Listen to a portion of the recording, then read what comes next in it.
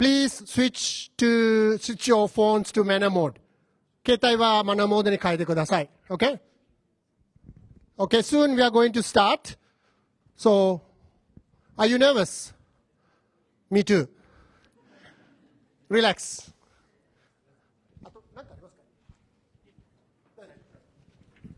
Thank you.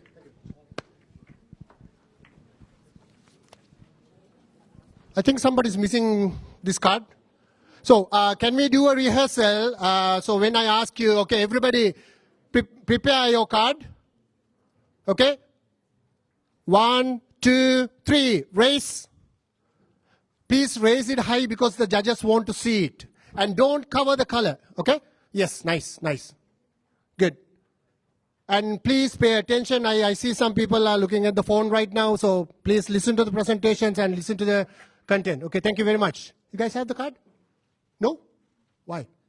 Okay. Okay, we'll get one for you. Who doesn't have the card? Okay.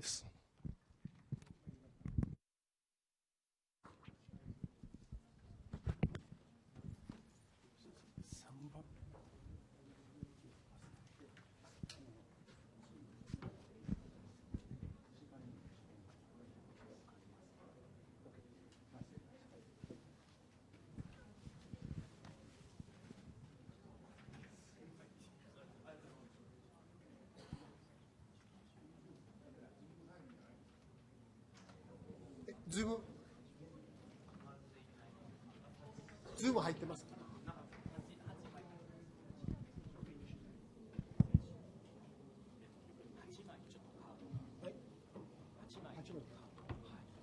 見ます。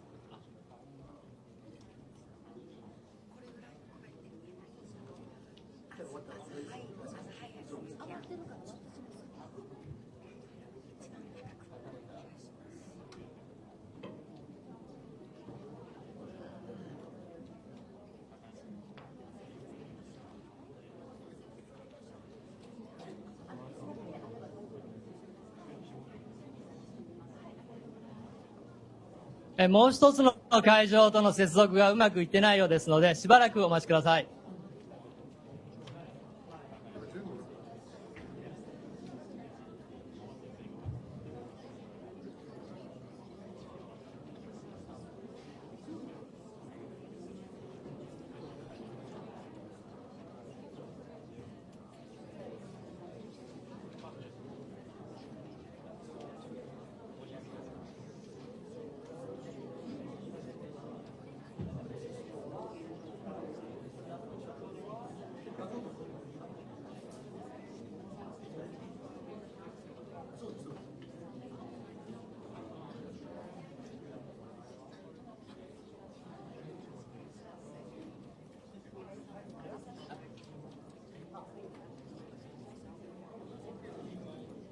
立命館会場の皆さん、聞こえますか？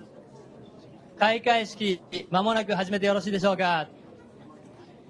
聞こえましたら、手を振っていただけますでしょうか？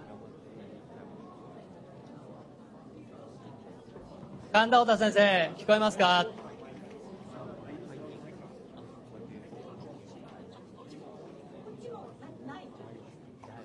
こちら、日本福祉大学会場です。音声届いてますでしょうか？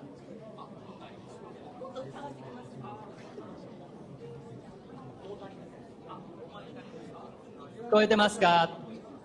こちら、日本福祉大学会場です。音声届いてますでしょうか？OK ですね。はい、じゃあ、開会式始めてよろしいですか？いいですかね。はい。じゃあ、開会式始めます。皆さんお待たせすみませんでした。皆さん、こんにちは。本年度もワールドユースミーティングへお越しくださり、本当にありがとうございます。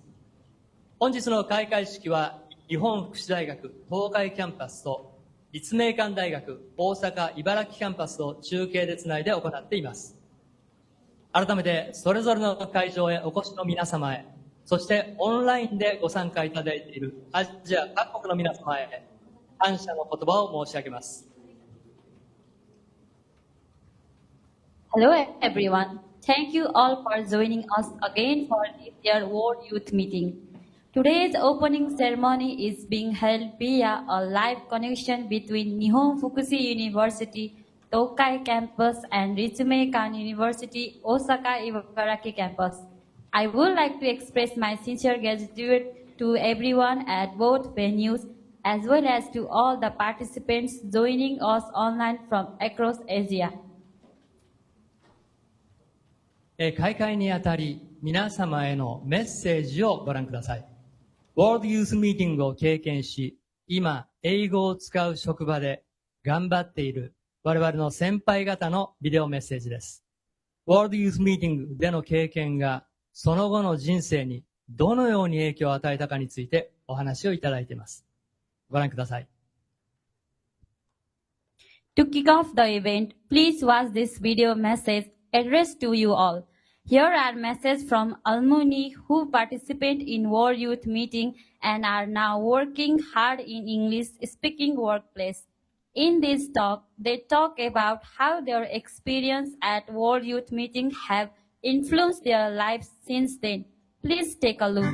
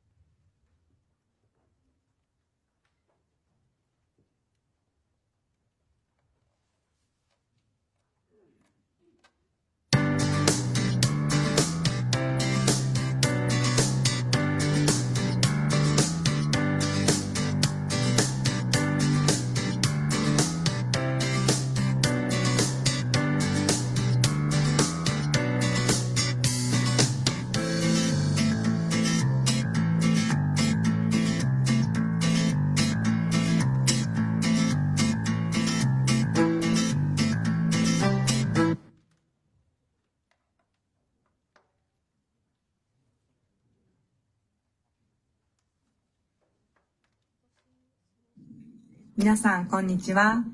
私は山本ゆり子です。Hello everyone, I'm Yuriko Yamamoto. I graduated from the Nihon Fukushi University in 2018. I was in the Faculty of International Welfare and Development. After graduating from the university, I started working for the facility for special needs kids for 3 years and a half. After that, I worked in the US for 2 years and Malaysia for 8 months to share Japanese language and cultures. Now I work for the Social Welfare Council as a community social worker. I work on the community building and multicultural inclusion. I went to the US through the program, which is called Japan Outreach Initiative.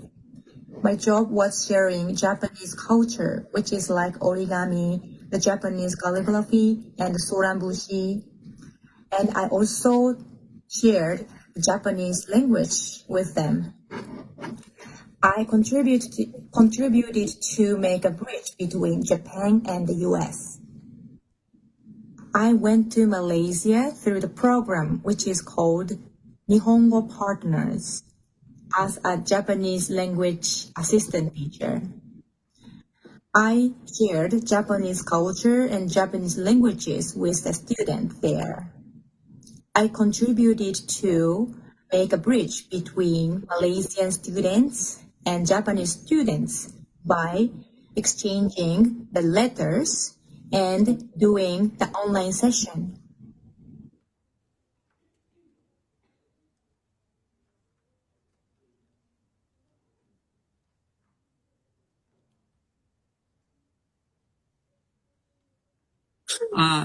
Minasan, nice to meet you again.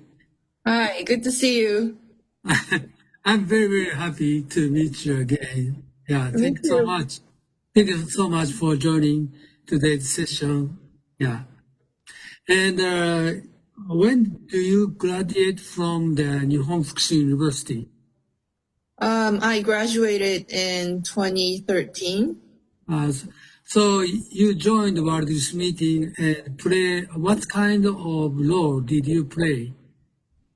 I joined World Youth Meeting for 3 years, and my very first year was I joined presentation. Second year, I was doing MC, and then third year, I did presentation again. Okay, so after graduate from our university, you have been to Canada, right? United States, sorry. Yeah, U.S. Okay. What kind of study did you continue? I studied nursing. At first, I didn't know what kind of nursing I wanted to do, but now I know that I wanted to pursue in oncology nursing. Did you say that again? Oncology nursing. Oncology. In Japanese, how do you say that? がん看護です。 Patient. The school itself, I joined for 4 years, but I was there for a total of 10 years. Total 10 years. Yes. Oh, so nice. And okay. What are you doing now? Now I work as a nurse in Japan for cancer patients. Oh, okay. Someday, would you work internationally? For example, going to other country, registered nurse there. Yeah. Do you have a still keep dream such a thing? Yes, definitely. Definitely. Okay. Is there any some message who are studying at Nihon Fukushi University? I just hope that you find joy in studying English, not just for studying, but to be able to make friends all over the world. I'd like to have the one question. What's the most shocking episode while you were studying in United States? When I was working as a nurse, not all clinics accept all insurances, health insurances. So when a patient has health insurance that clinic doesn't accept, even though they come in because they're sick, we don't see the patient. We just tell them to go to other clinics, which is something you don't see in Japan, because in Japan, all hospitals, clinics will accept all insurances, but that's not the case in the States. そう、なんか保険によっては突き返したりするんですよね。そうそう。なんか体調悪くて来てるのに、あ、その保険はうちは見ないからって言って返すんですよ。アメリカはね。うん。なんか衝撃的でした。あ、そうだな。うん。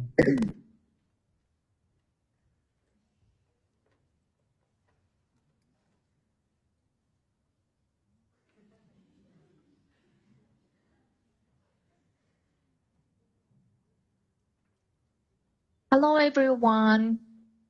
My name is Ayako Suto. I work for Uchida Yoko in Japan. This is where I work.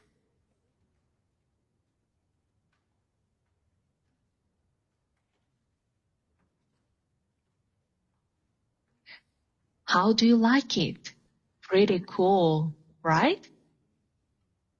I graduated Utsunomiya University, where I majored in English education. When I was a university student, I wanted to become an English teacher. I joined the World Youth Meeting twice and ASAP once. In 2002, I gave a presentation in English on behalf of my group. I was so nervous that my legs kept shaking throughout my presentation. But we did it. Looking back, that presentation changed my life. Through World Youth Meeting and ASAP, I learned something very important. English is not only a school subject. It helps us connect with people around the world. That experience inspired me to study abroad. Later, I spent 1 year as an exchange student at the University of Hong Kong. I did not become a teacher. Instead, I found another way to support education. I often exchange information in English with people from other countries. English also helps me learn new things from the world. Since World Youth Meeting, I have given many presentations at work. Honestly, I have never been as nervous as I was at World Youth Meeting in 2002. That experience gave me confidence. I still remember what I learned at World Youth Meeting. English, ICT, and AI are also useful tools. They help us learn, work, and communicate. AI is a wonderful tool, but it cannot make friends for you. Only you can do that. So don't be afraid to speak English. Talk to many people. Make new friends. I hope World Youth Meeting will change your future, just as it changed mine.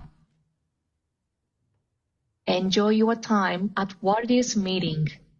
Thank you very much.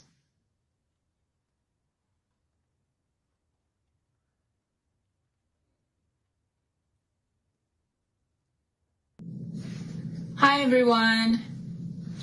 My name is Ayuka Nakagawa. I am an alumnus of Kansai University, and I used to teach at Nihon Fukushi University affiliated high school. I joined World Youth Meeting twice as a student and 3 times as a teacher. Now I work at an English school for business professionals. I am the manager and the content director of an English learning app. Here, this is my workplace. Yes, I work from home. But I work with an international team. My teammates are from the US, UK, Canada, India, the Philippines, and many other countries. One of the biggest reasons why I can work successfully in an international team like this is the experience I had at World Youth Meeting. Working with people from different backgrounds is a very special experience. Maybe communicating in English is not always easy. Maybe you have some conflicts with your teammates. But that's totally okay. Those experiences will definitely help you grow. So today, I'd like you to appreciate the whole process of preparing for today's presentation. Appreciate your teammates, appreciate your teachers, and appreciate the chance to be here today. I hope this opportunity will become a great memory and an important step towards your future. I wish you all the best and good luck. Enjoy World Youth Meeting.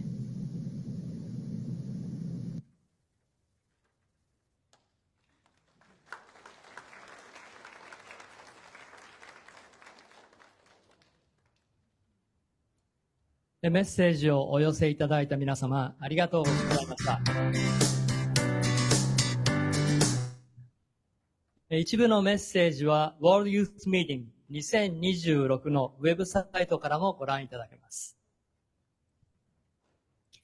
Thank you to everyone who sent us a message. Some of messages are also available for being on the World Youth Meeting 2026 website. 続きまして、株式会社内田洋子、田村智明様よりご祝詞をいただきます。株式会社内田洋子様には28年にわたり、World Youth Meeting をご支援いただいています。田村様、どうぞよろしくお願いいたします。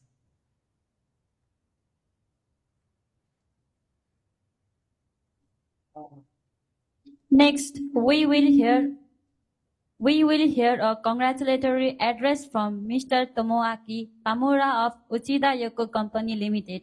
Uchida Yoko Company Limited has supported the World Youth Meeting for 28 years.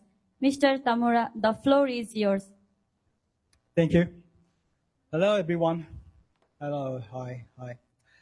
My name is Tomoaki Tamura from Uchida Yoko Corporation. Well, I'm standing here. This is the second time to attend this event.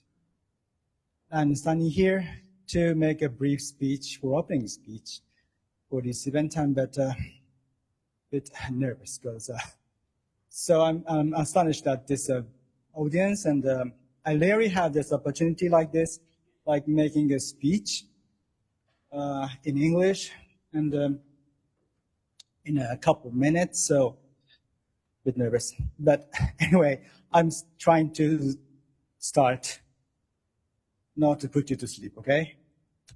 Well, first I need to introduce our company, Uchida Yoko Corporation. There's someone who knows the name of Uchida Yoko Corporation, as Suto said. Raise your hands. No one? Okay, thank you. No one? Oh, okay. 1 point, oh, sorry. Okay, anyway. Okay. All right. But unfortunately, it is too difficult to explain it, what company is, what's they doing, the Uchida Yoko Corporation is. So please refer or ask it to AI or search it at Google. But I have to say that one thing.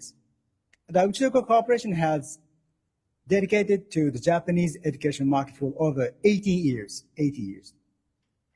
And now, as you see in the leaflet that you handed out over there, do you have it? Okay, as you see that, this one? Oh, no, you don't have it? Okay, maybe later you can see this. The Uchida Yoko Corporation has, oh, sorry. Oh my, so too short. All right, okay, thank you. Okay, go ahead. Okay, can you hear me? Okay.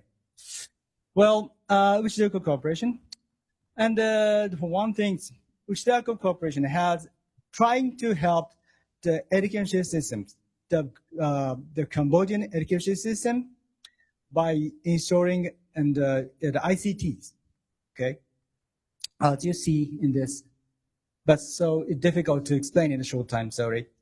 Okay, go back to the main tasks. Okay,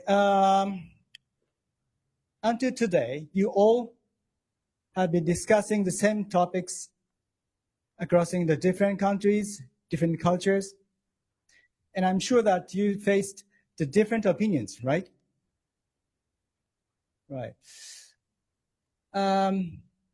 You know, saying in Japan, there's a saying like reading the air. Do you know that? Have you ever heard that? Reading the air. Okay. Reading the air.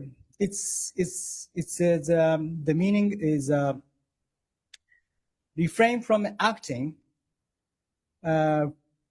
Feeling the atmosphere of the situation, reading the air. But next 2 days, do not read the air too much. Don't read the air too much. Sharing, please try to share your mind and thought, right? The point is, it is not about speaking a perfect English, okay, but about sharing your opinion and mind. And doing so, I believe and trust you will find a new way of thinking that you never thought of your own. So don't be afraid of making mistakes. And so you will find and encounter a new way of thinking that you never thought. So please speak actively. Okay. This is time, so. Okay, I hope this next day, 2 days, will be your helpful and meaningful and encouraging day for all of you. Okay, thank you.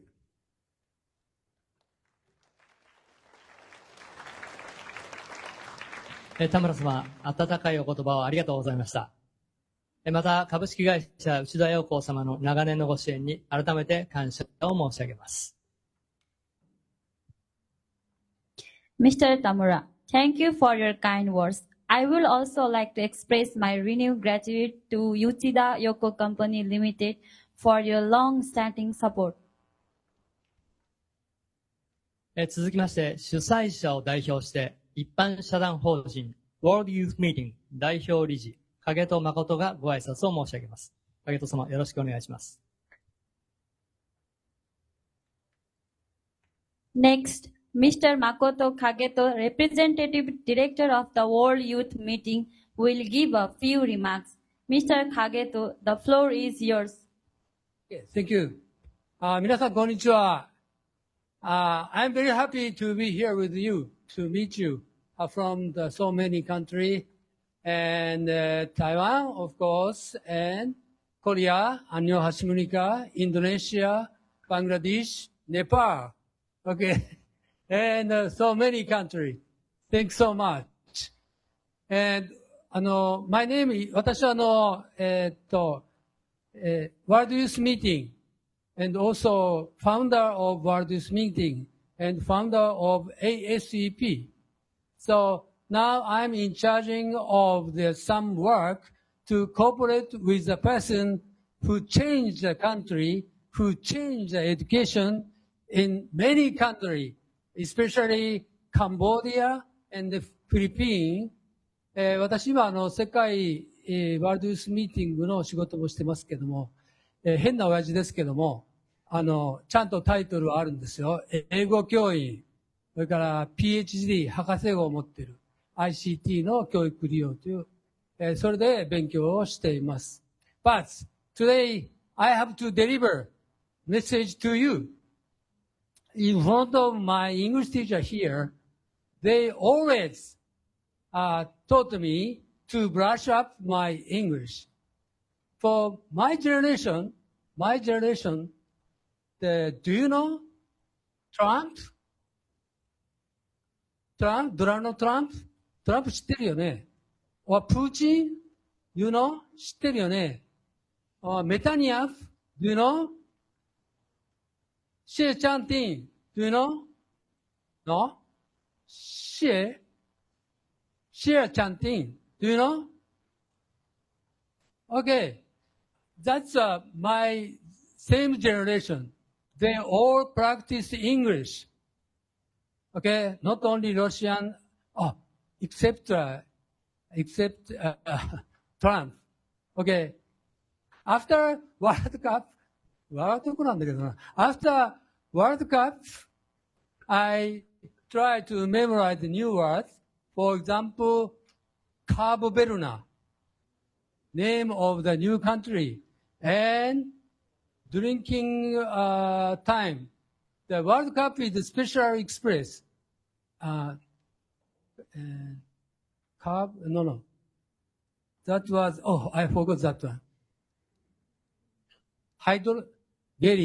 Hydro blah blah break time. How do you say English? Probably hydration. Okay, thank you. I got it. My English teacher. Hydration break time. Like that, even my age, I say, 75 years old, still good. Okay? Try.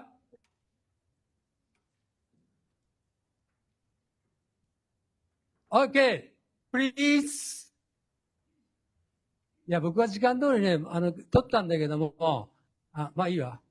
向こうが遅れたから、はい。Okay, I continue. This is the time to find future job by including in your speech competencies, talking competencies. Okay, please find and start talking, start conversation. That's a basis for your future job. Your forerunner, the message, for means for hair, forehead. あなたたちの前を走る先輩たちが一生懸命頑張って見本を示してくれました。Okay? Follow them and please use this World Youth Meeting to broaden your English communication, focusing on find your friend, start conversation with students from Taiwan, from Cambodia, from Nepal, from Annyeonghaseyo, Korea, from other country. That's my message. Okay? Okay, thank you. Thank you so much.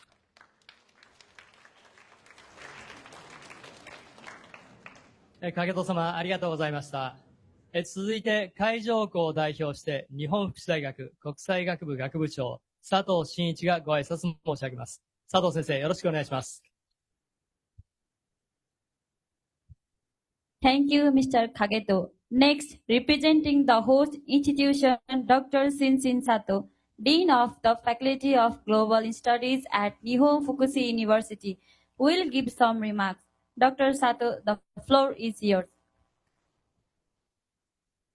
Good afternoon, everyone. You may check before. I'm Shinichi Sato, Dean of the Faculty of Global Studies, Nihon Fukushi University. So, on behalf of one of the host universities, I want to thank all the participants here, all the participants from Ritsumeikan 2, and all other participants online from various countries. Thank you very much. And also, I appreciate especially to Uchida Yoko Corporation too. Thank you very much every time to supporting us with your warm heart. And you may check the program. We have no time, maybe. So, yeah, now.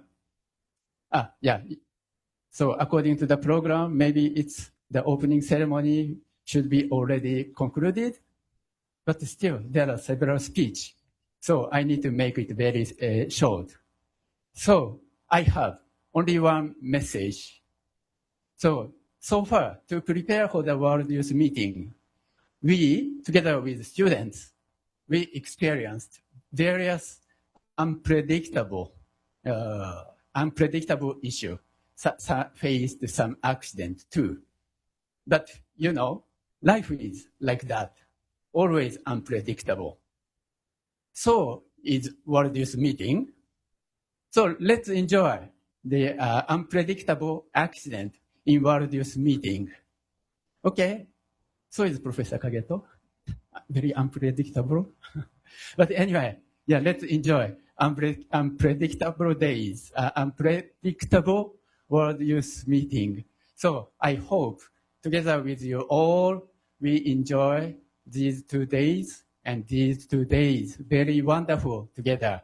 Thank you very much.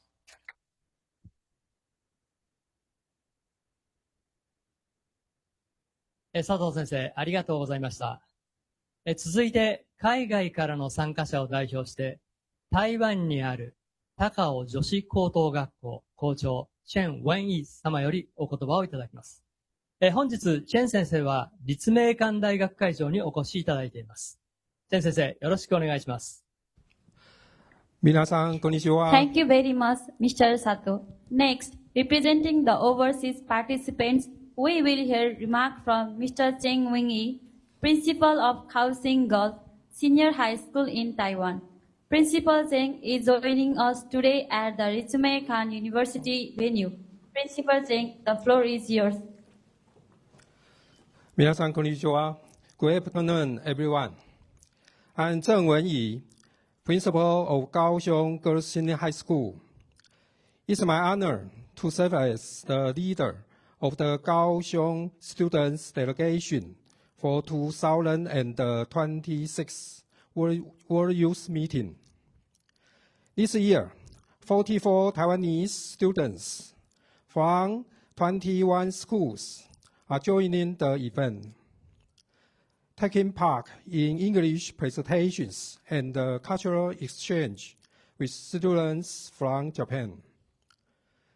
This year's theme is Youth Forces Shaping a New Era. After careful preparation, all the students are looking forward to sharing their thoughtful and creative ideas. We sincerely thank WYM Committee, Nihon Fukushi University, and Niseikan University for organizing this event. We are also grateful to Japanese schools for arranging host families to allow our students to experience local life. We believe that during this event, our students will gain a deeper understanding of Japan's education and culture. They will discuss important topics with their Japanese peers, and most importantly, make many new friends. Finally, we wish the event great success and hope that every teacher and student gain a meaningful experience. Thank you.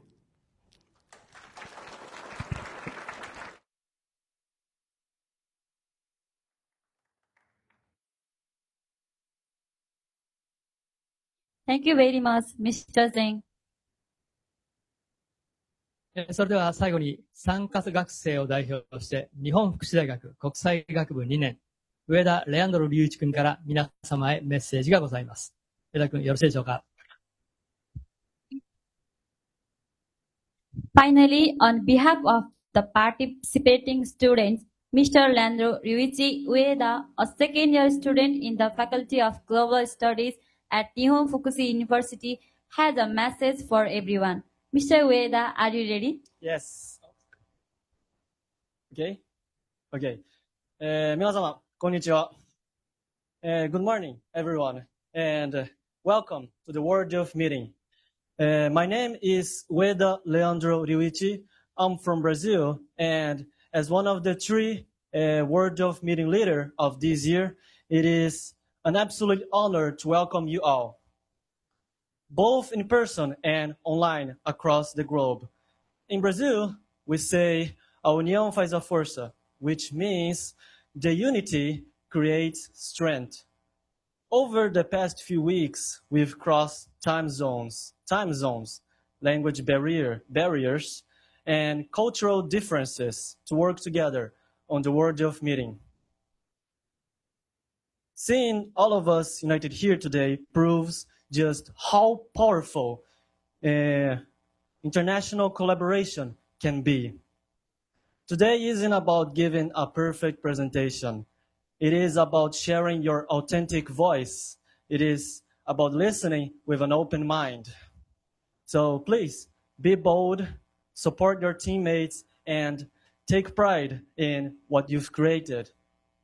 I think it's very rare to have so many people from across the world in one single place. So let's take this as an opportunity to communicate with each other, learn from each other, and especially make new friends. To everyone who worked behind the scenes to make this possible, muito obrigado, arigatou gozaimasu, and thank you. So let's make this an unforgettable event. Good luck to all teams, and let's enjoy today. Thank you very much.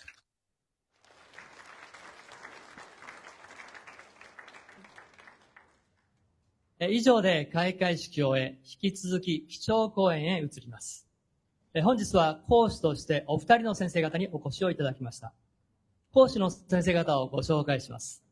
お一人目が、関西大学名誉教授、吉田信介先生です。お二人目が、京都産業大学外国語学部教授、平野綾子先生です。お二人は文部科学省内閣官房国際課からアジア諸国へ派遣され、英語教育に関する現地の先生方への研修や、生徒への指導方法に関する研修を担当してこられました。World Youth Meeting の歴史において誇るべき先生方です。本日は英語の話し手として豊かに人生を送るヒントをお話しいただきます。高校生英語何でも相談室です。お二人は立命館大学会場へお越しです。This concludes the opening ceremony. We will now proceed to the keynote speech. We are honored to welcome two distinguished speakers today. Allow me to introduce our speaker. The first is Professor Emeritus Shinsuke Yoshida of Kansai University. The second is Professor Ayako Hirano of the Faculty of Foreign Language at Kyoto Sangyo University. Both were dispatched to Asian countries by the International Affairs Division of the Cabinet Secretariat under the Ministry of Education, Culture, Sports, Science and Technology, where they conduct training for local teachers on English education and instructional methods for students. They are figures of whom the World Youth Meeting is truly proud. Today, they will share insight on how to lead a fulfilling life as an English speaker.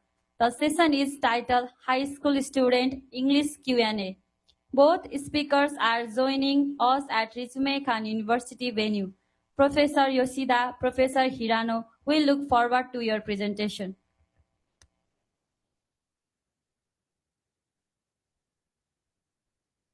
Thank you, everybody. 吉田先生、よろしくお願いします。はい、お願いします。Okay. First, my condolences to Kumamoto quake victims. And today, I would like to talk about two things from Dr. Kageto's question. And I'm sure you can use it for your presentation. And here, QR code, you can download the PDF. I will show you later, but please check it later. So, I am an expert at JICA, Cambodian PLG. I learned a lot from those countries. So in the future, maybe you can join the JICA or other international institutions and enjoy your life, okay? Okay.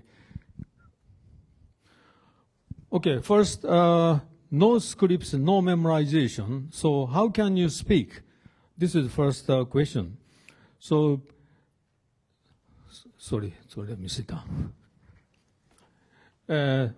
Answer is very simple. Prepare your content, structure, evidence, and keywords. Then during the presentation, construct sentences in your own English words. Okay? And this does not mean without preparation, but it means changing what you prepare. Okay, instead of preparing every sentence, prepare meaning. First, decide the content. What you want the audience to understand. Second, prepare the structure. In what order will you explain it?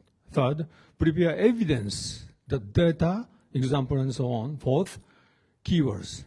And during the presentation, use the slides and the audience's reactions as cues. Okay, the goal is to prepare well and speak naturally. This is too much, so maybe you can ask your teacher later, okay?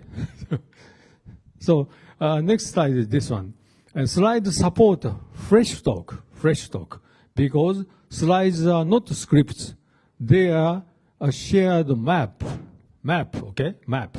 The slide shows where the talking is going, while presenter explains the route, okay? Slides can show structure and support the speaker's memory, display object, and evidence. Read from the slide only when the exact words are important.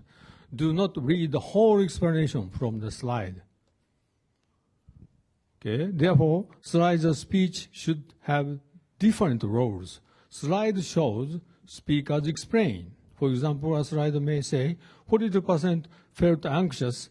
The speaker should explain why they felt anxious, what background factors or what examples were found. Since the audience can already see the number, they need the speaker to explain its meaning. Okay? So the audience also has an active role. Engagement does not simply mean making the audience participant. It means helping audience think and form their own opinions. They can predict, compare, interpret, judge, and respond. A useful question must be easy to understand. It must have a clear way to answer, and the audience must be given enough thinking time. Most importantly, the speaker should use the audience's response. For example, most of you choose A. Our survey, however, produced a different result. So let me ask you some question. So please start reading, and in 10 seconds, I will ask you the question. Imagine, okay, this is a joke, some kind of joke, okay. All presentations are boring, and everyone starts checking smartphones. If everyone could work at the convenience store during that time, how many LC round trips tickets between KIX and KHH could they buy with that money? This is a Fermi estimate. Maybe somebody knows Fermi Seite, and we can use it for job interviews and something. So, okay, A, B, or C, D. Okay, those who think A, raise a hand. Okay, B, raise a hand. Yeah, someone. C, raise a hand. You understand my question? Okay, D, none of the above. Raise a hand. Okay, I cannot see any differences, so my question is not understood very well, but you can check it later. And I checked it. This is the answer, 15 round trips. And these are details of the calculation. And this helps you solve big problems with simple math. This is called Fermi Seite. Maybe you can use it for your presentation in the next time. Okay, this is useful theories, so maybe you can ask your teacher later. These are just references.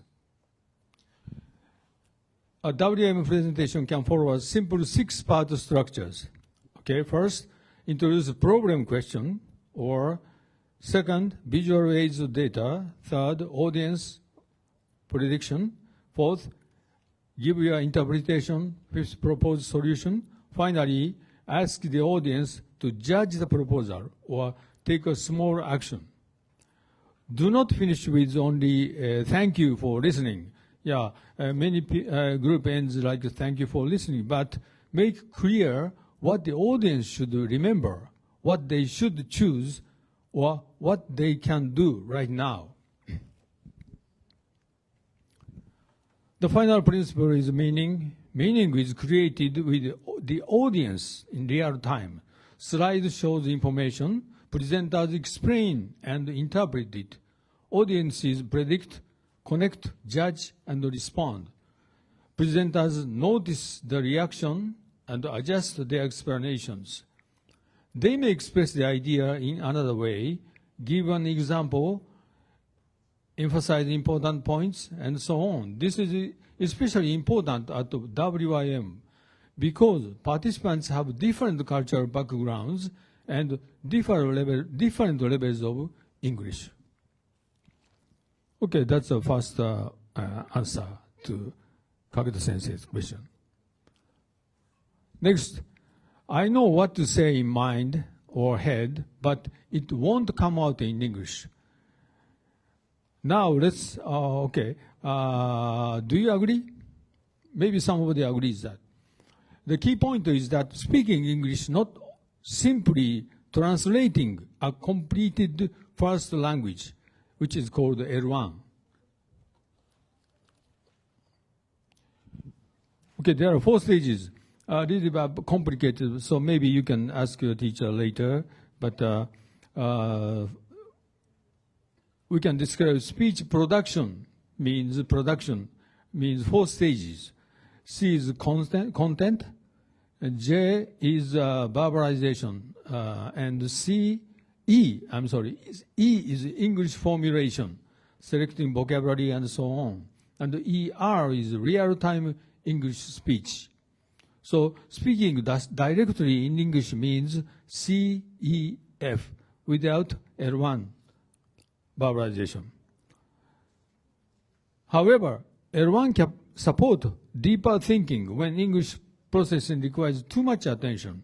Speaking is therefore not simply translating and reciting it. It's a process of constructing, producing, checking, and revising meaning.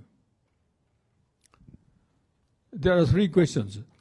First one is, why can I say it in L1 but not in English? Usually the idea is ready, but English processing is not yet automatic. Okay? And then we may not design the message clearly. Of course, we can't say anything if your message is not clear. We may also struggle with the subjects, tense, articles, SOVC, and so on. We may know a word, but fail to retrieve it quickly. And we may understand grammar rule, but not use it smoothly while speaking. Maybe you have this kind of experiences. We may not struggle with politeness, audience awareness, or anxiety. So, knowing English is different from using it under real-time pressure. Of course, you have an entrance exam, and you know lots of information about grammar and words and so on. But if you cannot use it in real-time pressure, it's not using English directly. And the second one is, if I cannot say something in my L1, can I say it in English? Understand the question? Okay, sometimes yes. If we lack knowledge, opinion, or evidence, communication will be weak in any language.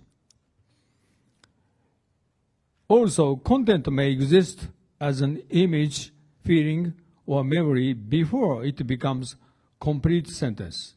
But English comes first when we learned the topic in English. When an English formula, it's called a formula, a group of words, has become automatic. Sometimes English language itself may even make us feel more confident or less emotional. Like when you speak English, you can be less emotional. So first language is helpful, but it is not always necessary. The third question is, can I speak English directly without translating? Yes, especially in familiar situations. We may see a dog running and immediately we say, the dog is running, right? We may automatically use a common expression such as, can I help you?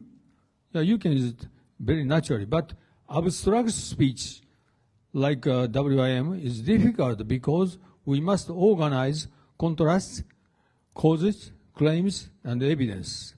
So the direct route from a concept to English develops gradually by item and item through repeated experiences.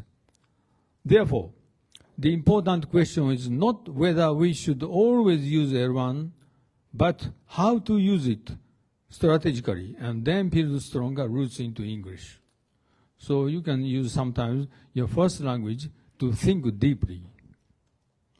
And the formula, okay, there are many books right now in the bookstore about the formula. It's very important to memorize these things for everyday life. Okay, and this is the last one. Let us turn this idea into a practical WIM training sequence in 6 steps. So maybe you can use it in the next time. First, build the content. And second, divide the meaning. Put one main message into one sentence. One message, one sentence. Okay? Third, convert the message into an English structure. And fourth, practice useful frames.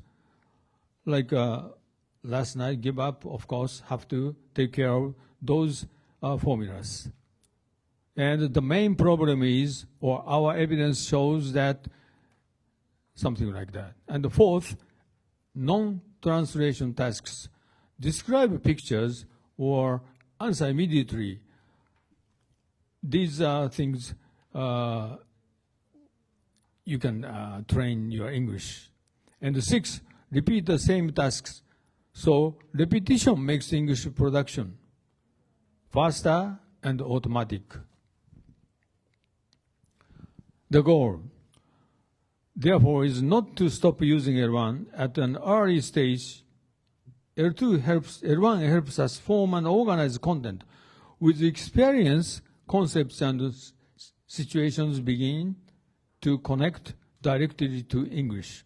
So, WIM speaking ability means creating, expressing, monitoring, and correcting meaning while speaking to a real international audience, particularly with the diverse Asian L1 cultures and levels of English. Through this approach, we can achieve the future true purpose of WIM. This is my last one. As a rule of thumb, use your slide as a guide. Speak with the English you have and respond to your audience. By doing so, you can speak responsibly about our societies, listen to others, and connect with the world. This is the very soul of WIM. Carpe diem. Seize the day. And good luck. Thank you.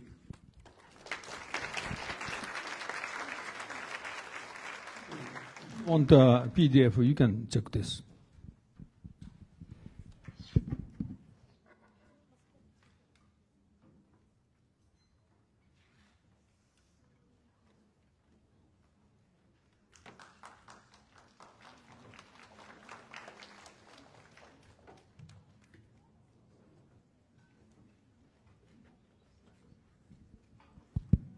Okay, so thank you for listening to long opening session.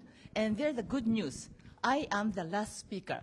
So just 15 minutes, Please hang in there a little longer, okay? So let me start my presentation and...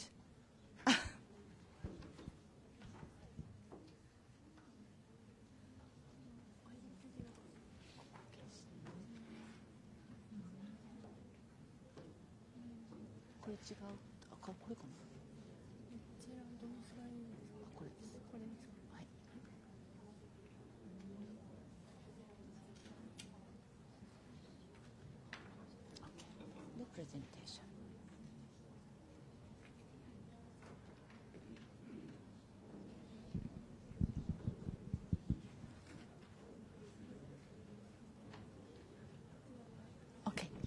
Okay, so let's start. Thank you. Okay, let's start. So welcome to the World Youth Meeting and welcome to my session. My title is A Real Guide to University English. And I would like to share what university students are learning at university level. And I had 3 questions, so I would like to answer those 3 questions. And I'm Ayako Hirano from Kyoto Sangyo University. And before that, let me introduce myself. Who is Ayako Hirano? I'm teaching English, and in addition to teaching English, I'm designing English programs, a big program at the university, and I'm teaching English presentation, academic writing, and public speaking. And my motto is, mistakes are welcome. English is a bridge to connect. And next, my research field.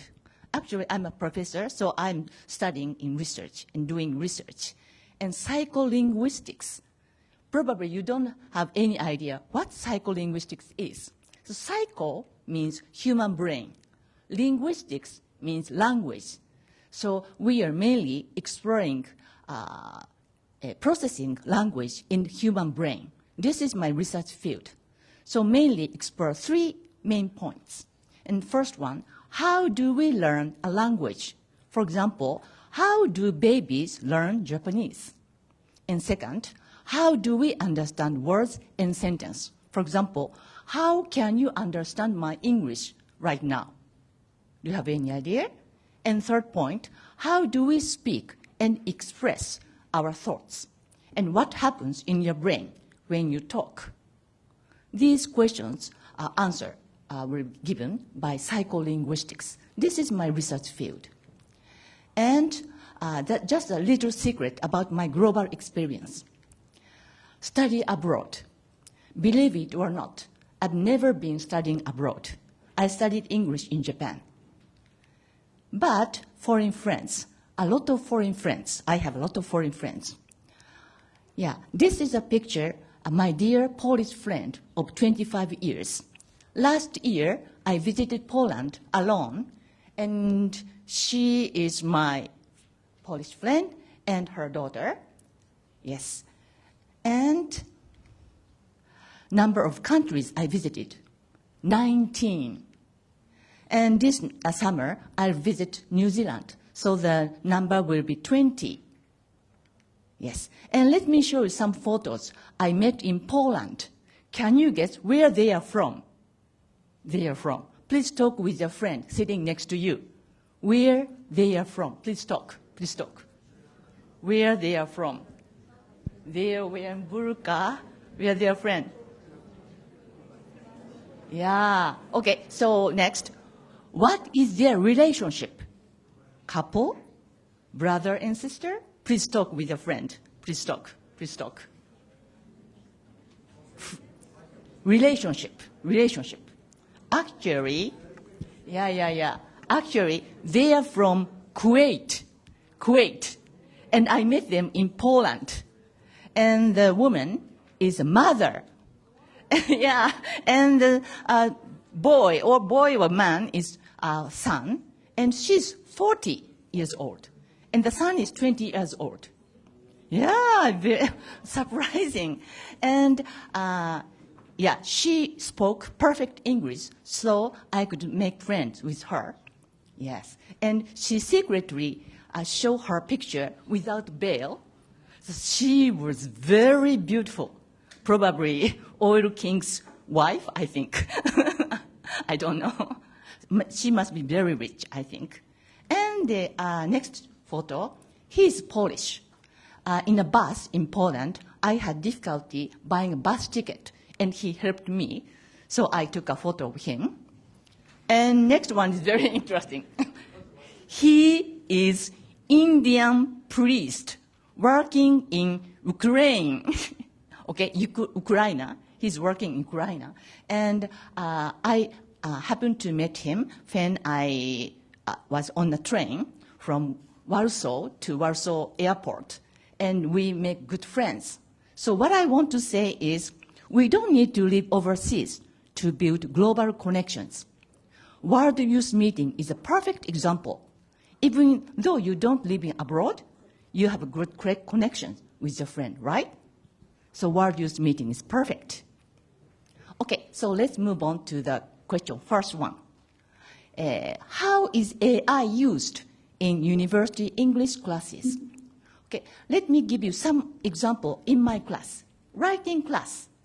And in the class, students work on creative problem-solving tasks under the topic of future inventions. And so students come up with a unique invention to solve their everyday problems. and name it, and then sketch it. For example, some students have difficulty waking up in the morning. She couldn't wake up in the morning, so she came up with a jumping bed. At the time she have to wake up, the bed starts jumping, so she has to wake up. It's a jumping bed, so she named it jumping bed and sketch of the bed. That kind of task. And then after that, logically express device mechanics, what it does for her, and how to use it. And then expected impact. Until then, we don't use AI, just image, just write original sentence. So 3 steps to learn with AI as a partner. Okay, first, write and submit. Draft original English sentence. And so example, inventions mechanics and step-by-step usage and expected benefits. And then we start using AI. Ask AI to correct their draft English sentence. Then ask why AI made those changes. Because AI gives us a feedback. Okay, it's a feedback, like teacher's feedback. So based on the feedback, students submit a report based on the comparing their original writing and AI feedback. And then use AI to visualize the image, input their English writing into AI generators. If the picture matches your image, your English was perfect. Okay, so I'll show you some example. I'm not good at picture, so it's my drawing. Miracle mask, okay? So this is writing, and first write, original writing, and then sketch. I didn't use AI. And the miracle mask, if you use miracle mask, if you put your miracle mask on your face turn into a beautifully full makeup face, okay? So instantly your face changed to full makeup. This is a miracle mask, okay? And then we used AI. First, feedback. So input the AI writing into AI and get feedback. And then submit the report. And then drawing. So put the text into Gemini at the time. And the prompt was, draw a picture of device. So do you think Gemini is smart enough? Yes. Gemini is very smart. The Gemini drew this picture for me, miracle mask, okay? So my writing is good enough to draw a picture. This is one example of my writing class, okay? Students are enjoying this class, I think. Okay, so AI isn't just for doing work for you. It's a partner for interactive learning. Okay, not doing research. Okay, use AI as a partner. So it's a smart way to use AI, I think. Okay, so let's move on to next question. Next question is, what do students actually do in language seminars, Zemi in Japanese? Let me show you my example. My seminar, I have a seminar, just 5 students. And my students work on industry, government, academia, VR project, VR camera, VR project. And we are collaborating with Kansai TV station and Kumiyama town in Kyoto. And this picture, do you know him? Yeah, when we visited Kansai TV station, we had a chance to take a photo with a famous comedian, Hachimitsu.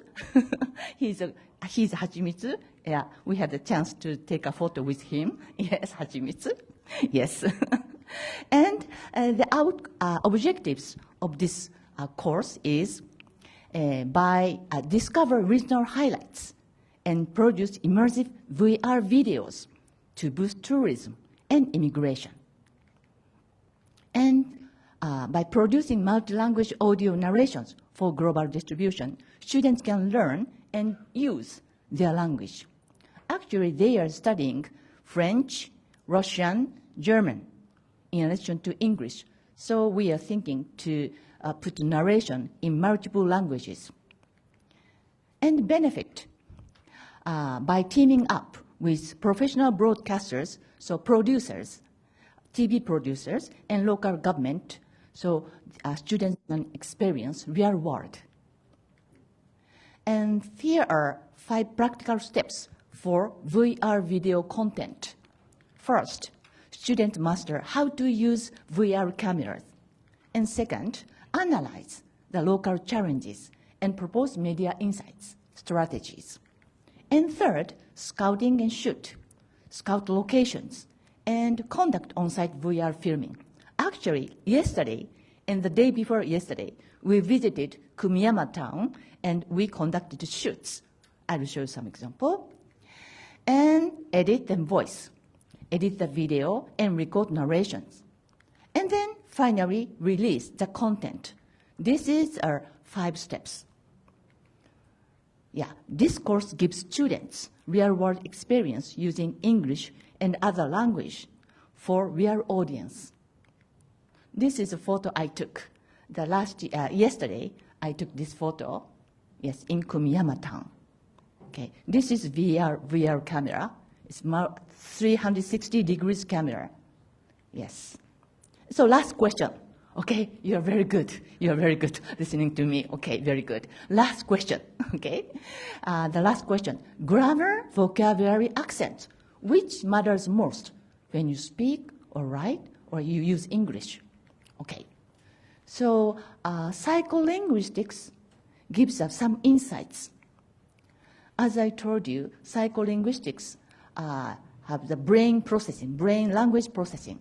And the human brain gather a lot of information, such as grammar, vocabulary, acoustic, and word knowledge in real time to comprehend language. Okay? And for native speakers, grammatical processing is fully automated in the brain. So it's very easy for native speakers. No effort. However, language learners like us, grammatical processing is the most difficult. We rely on meaning a lot, heavily rely on meaning. Okay, so let's test this. She is a police officer. She is a thief. Okay, and listen and image the scene. Okay, a police officer was arrested by a thief. What did I say? Please check your answer with your friend sitting next to you. What did I say? What did I say? Did you listen to me? You didn't listen to me? What did I say? A police officer was arrested by a thief. Okay? Which scene do you think you heard? This one or this one? Number 1, police officer arrested the thief. So police is the person who arrests somebody, bad guy, okay? And thief is someone who is arrested by a thief. This is a word knowledge. And if you listen to police, you have an image, okay? So a police officer arrested a thief. This is practically match your image. However, this one, police officer was arrested by a thief. If you overlook passive markers, was and ed completely flips who is arresting whom. Okay? And word meaning traps. If you rely on meaning or word knowledge, probably you think a police officer arrested a thief. But I said a police officer was arrested by a thief. Was your answer correct? Okay, I said this one. So, depend on the method of communication, the language process for, especially for non-native speakers, which one is easy or difficult is different. For example, in speaking, grammar errors are easily forgiven because we rely on meaning. Key vocabulary with contextual word knowledge allows listeners to understand your point smoothly.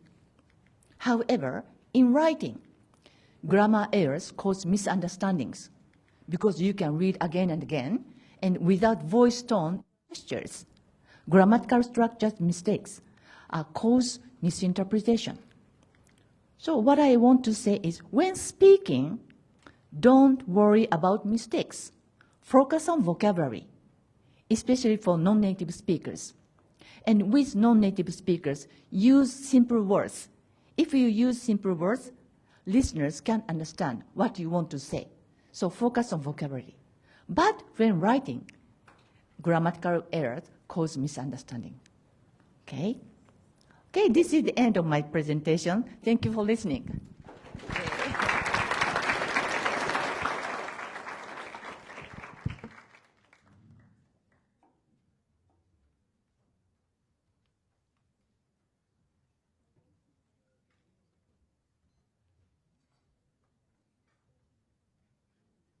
吉田先生、平野先生、ありがとうございました。Thank you, Mr. Yoshida and Ms. Hirano. And if we are going to log off from the Zoom, is that okay? Thank you. 立命館大学会場の皆さん、開会式にご参加いただきありがとうございました。ここで立命館大学との接続を終了します。World Youth Meeting を素晴らしいイベントにするため、共に頑張りましょう。Okay, thank you very much. Good luck to everybody. Okay, thank you very much. So few things from my side. First, when you come here to present, there are 2 mics here, 1 for the Q&A, 2 for here, okay? Don't touch this light part. It will go off, so your sound will not come. So try not to grab like this. マイクを持つときにこの光ってるところとその下の部分を触らないようにマイクが消えてしまいますので、そうすると音声が出なくなります。Okay? Is that clear? Yes. Okay, good. And everybody, please stand up.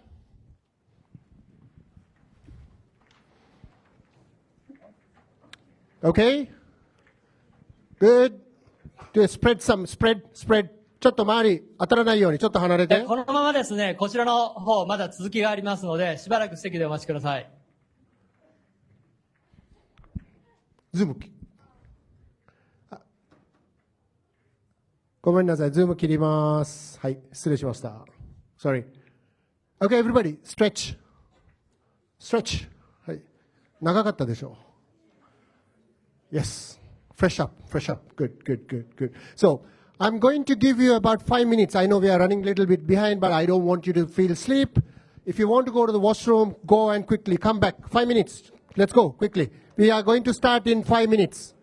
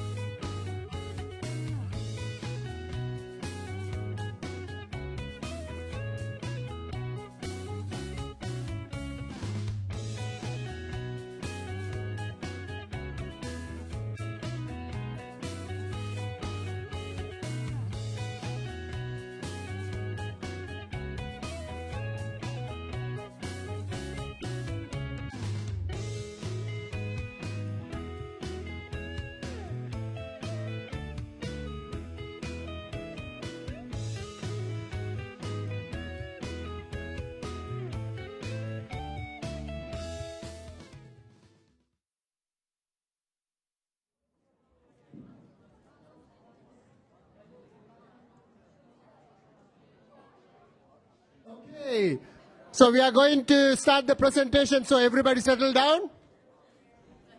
Good, okay, so let's welcome the MC. Please give a big round of applause.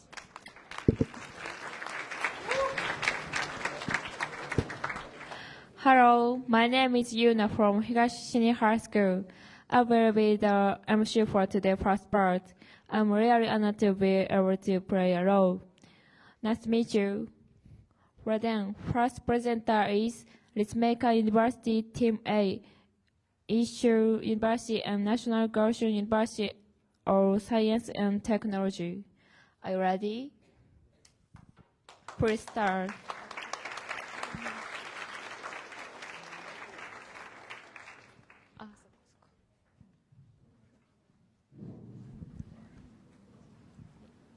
Are you ready? Yes.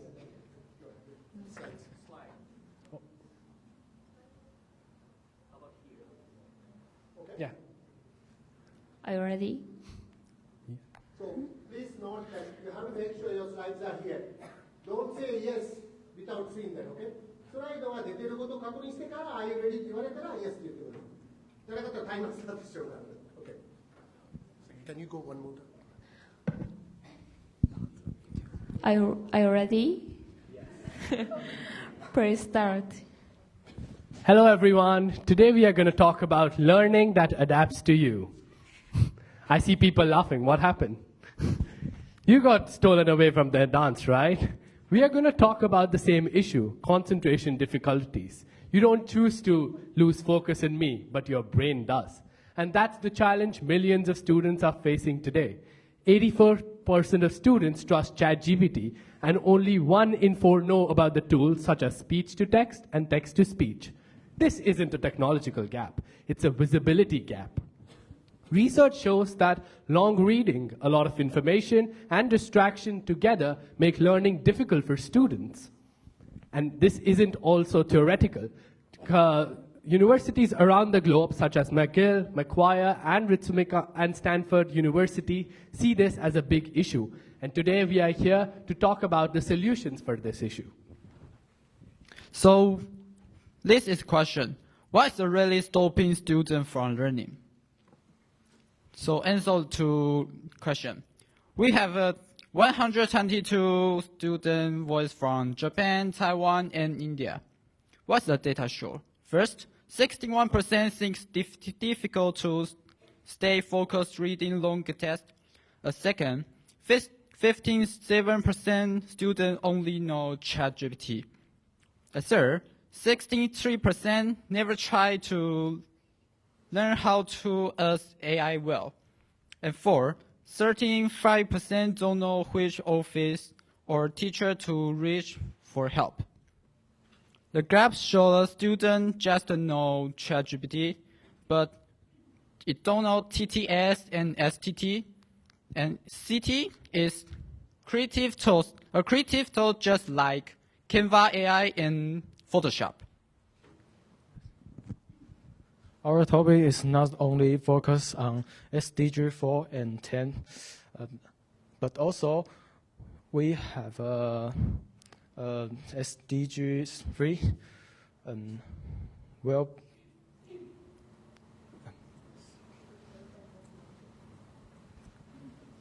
so now we want to talk about our action plan because based on our survey, we understand the student concern and we want to listen to the students. So the first action plan is Adaptive Tool Awareness Drive, which is paired up with Peer Mentor Campaign. And the second one is Student Teacher Opinion Camp. And the third one is we built an app called Ikigrew. So the first one is Adaptive Tool Awareness Drive, which we are honorable to pair up with this international organization called ECOS Cooperation, who support the youth cause. So everyone knows about ChatGPT, but there are other tools like Notebook, LLM, and so on. So it's basically a visibility crisis, and we want to show you guys how it works by organizing these camps.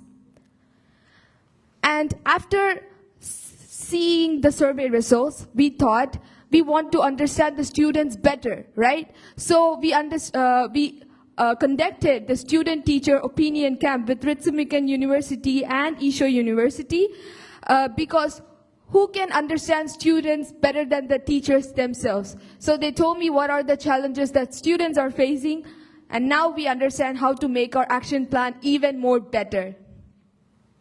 So this is the app we developed with our interdisciplinary team of sociology, policy studies, computer science, and artificial intelligence. This is called Ikigrow.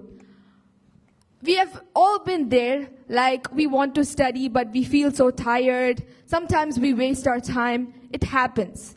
So this is an app. It's going to ask you, do mood analysis. Are you tired? Are you sad? Are you happy? And then it's going to focus on your daily task. We will have a Pomodoro timer, a focus timer, and every time you complete your task, a bamboo tree is planted. So it's so motivated, right? There is no toxic motivation to push you guys, but only positive motivation. But also there is a reflection about how easily you get distracted and why did you get distracted. So self-analysis is more important. And we also have an AI tool list section, which is you don't need to go to any other site and waste your time. And STT, TTS, other creative tools are already in this application. So Ikigrow is not here to test you. It is here to grow with you like a friend. Today, time we can stay focused is getting short. Nowadays, staying focused is becoming harder. And also, 54% of people say that they cannot control their smartphone usage time. So the world changed. We all know that the world changed by COVID-19. So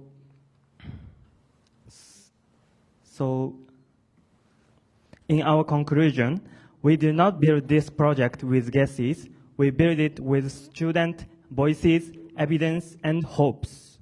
We can create small action can create something extraordinary.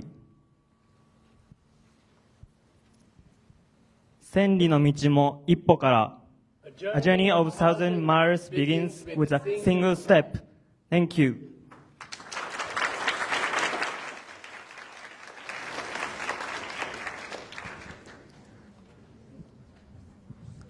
Let's go for Q&A.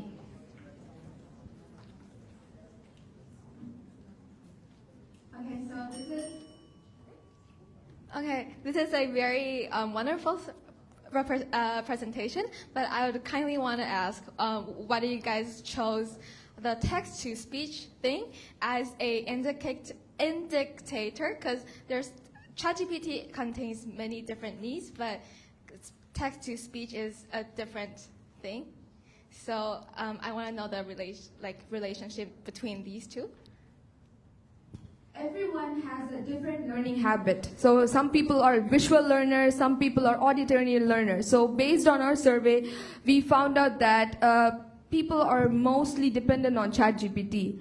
And it's not just the STT and TTS, but also the other creative tools. For example, how to create a presentation with AI or create an app with an AI. So there are so many other things to it. If I ask someone what is mean by notebook LLM, some people don't know what is notebook LLM, right? So I think that instead of wasting our time researching about the tools, we integrated all the tools in the same application so they can save their time. Thank you. Thank you for your nice presentation. Let's see the audience's judgment. Audience, prepare your cards.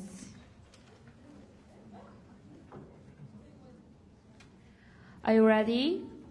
Raise. Can you raise higher, please? もうちょっと上に高く上げてくだ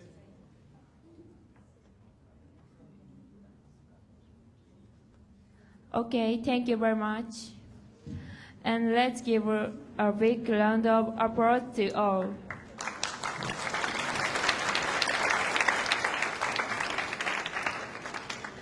Welcome the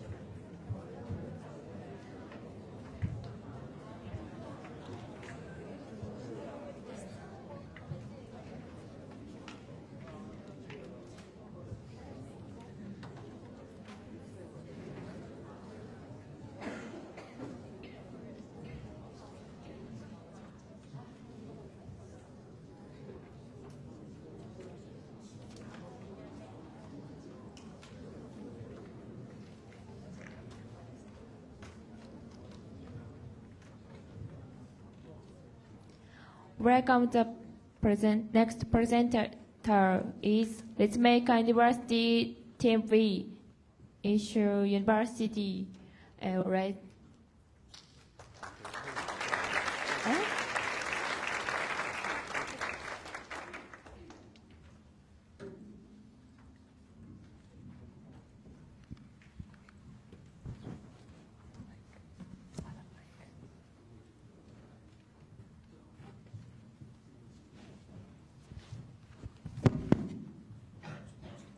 So when you move, don't go crossing the judges, okay? On the behind, please go front, okay? 今一番最後ですね。移動するときにジャッジのところ後ろ通らないようにしましょう。前からも。で必ずスタートする時点で必ずここに来ているようにします。Please try to move before they start. Otherwise we are running out of time. Okay? And for the first few sessions we will have only one question because we need to adjust the timing. Okay, sorry about that.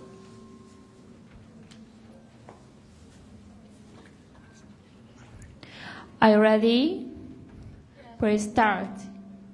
San Bonan. Ni hao. Xin chào. Selamat pagi. Konnichiwa. Good afternoon, everyone. Welcome to our presentation. Our topic today is inclusivity for international students.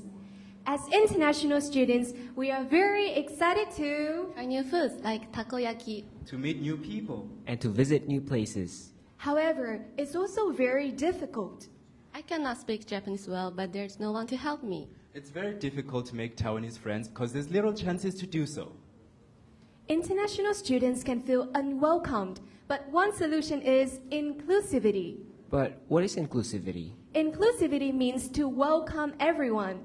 Today, our team suggests that universities need to support inclusivity. The theme of the World Youth Meeting this year is quality education. Quality education is not just good teaching. It's also making sure that every student can learn together, no matter where they come from. More and more students these days are learning abroad, as you can see, which is a good thing, but that doesn't work if schools aren't truly inclusive. So we noticed that a lot of international students face problems. They're in a new environment, and it can be hard for some to get used to. In our research, we surveyed both local and international students to understand two things. First, the challenges that international students face, and second, the solutions to build inclusivity. In our findings, 70% of international students said it's difficult to make friends with local people and to communicate in the local language. As for the solutions, both surveys had the same point. International students' top request was language exchange programs at 76%, and local students offered to help the same, language and culture exchange. So we found out that 70% of local students want to participate in activities with international students. So both sides want to get to know each other better. It's just that they have very little chances to do so. For example, in Isho University, most of us rarely interact with the Taiwanese students, and the very few times we actually do is during university events. But even then, there's rarely an incentive for them to join in. Similarly, at Ritsumeikan University, Japanese is required to join in clubs and circles, making it harder for international students like me to participate in campus life.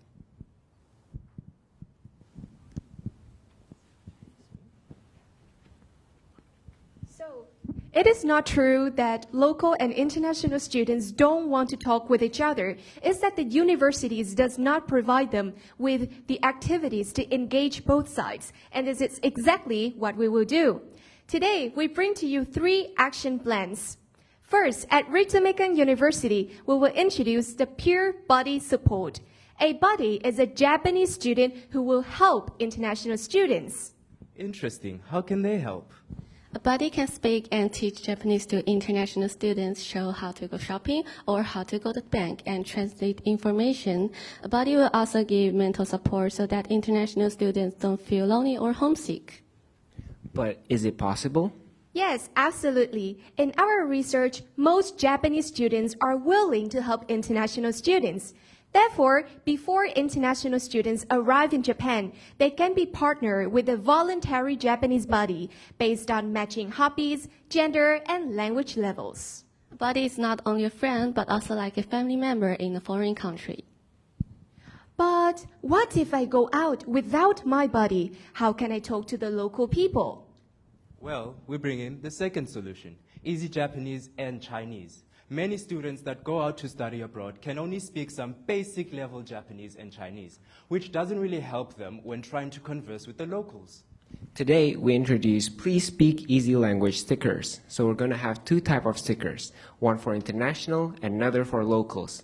The idea is that for international stickers, they're going to have a phrase that says, my language, I'm not that proficient in my language. The idea is that when locals see them, they can try to speak more clearly with us. Second, local students will be wearing stickers that say, I can speak easy Japanese and Chinese, making the international students feel more comfortable when conversing with them. These stickers can be worn on their shirts or their bags or on my wallet. But what if people don't know how to speak easy Japanese or Chinese? Well, we have thought of that as well. We will be introducing videos that teach easy Japanese and Chinese to both local and international students. These videos will be distributed at Ritsumeikan University and at Isho University. We are hoping that these videos and stickers can help bring together both local and international students and help them converse with each other. So remember, next time you go out, wear the stickers to show and ask for support. Interesting. But is there any solution to encourage local and international students to actually go out and communicate with each other?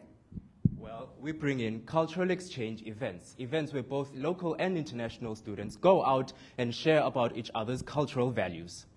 How does that work? So, a cultural exchange event involves local students or teachers taking out the international students and showing them around the town.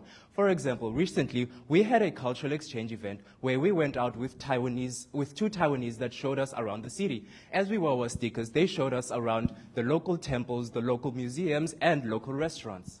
Oh, you said you guys had the stickers on as well? Yes, in this event, we tried out the stickers we made, and we noticed that when locals saw the stickers, they were more than happy to take their time to talk with us. So, in conclusion, universities can support inclusivity easily through the peer buddy support, easy language stickers, and cultural exchange events. Inclusivity is important because it lets everyone have an equal opportunity to enjoy their university life, especially in a new environment. Local and international students can have the opportunity to come together, share with each other, and connect. By getting together, we can understand each other better and have a great time at university. Therefore, let's build inclusivity today. Thank you.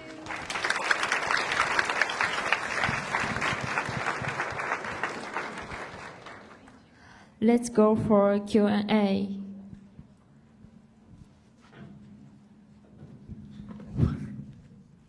Thank you so much for your wonderful presentation. I really enjoyed your solutions, and I just have a short question. So you mentioned that your solutions, such as the buddy system, are still active in the university like Ritsumeikan.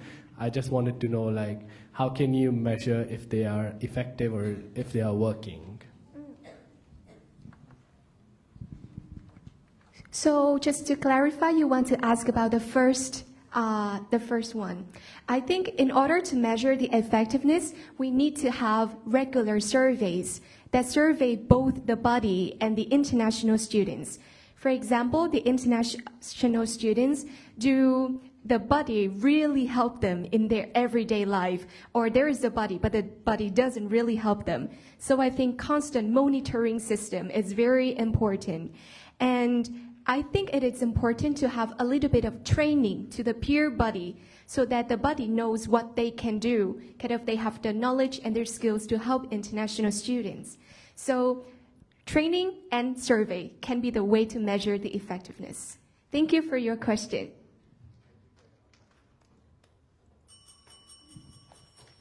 Thank you. Thank you for your nice presentation. Let's see the audience's judgment. Audience, prepare your cards. Are you ready?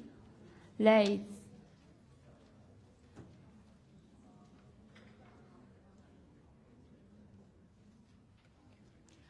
Okay, thank you very much.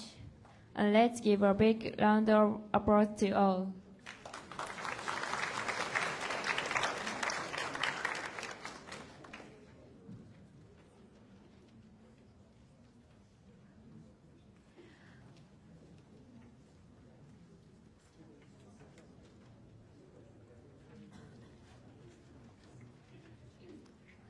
Next presenter is Imamiya Technology High School.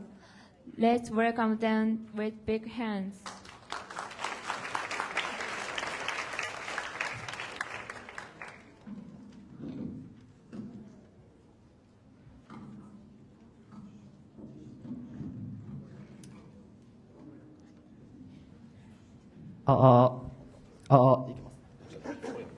Yes.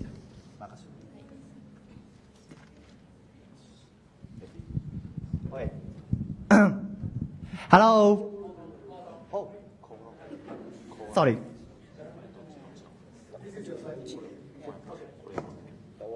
Are you ready? Yes. Please start. Okay. Hello. Imamiya Technical High School.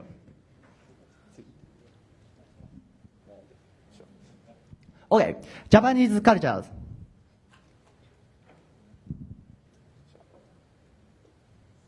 Have you ever seen this? Oh, seen this. This is Kiyomizu-dera. Next. Kiyomizu-dera, official place for long health life. Next. Have you ever seen this? Oh, Dharma. Oh, okay.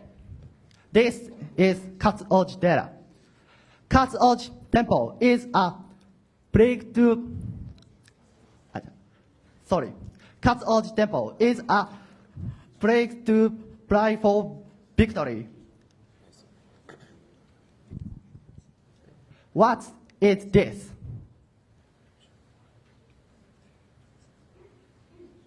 Oh. This is correct answer. Is Goshuin-cho. Next. Is Goshuin-cho.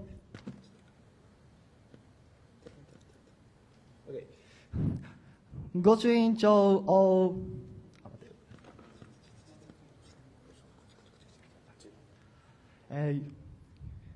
You can buy a Goshuin-cho at a shop that sells them. Next. Oh, there are various types for Goshuin-cho.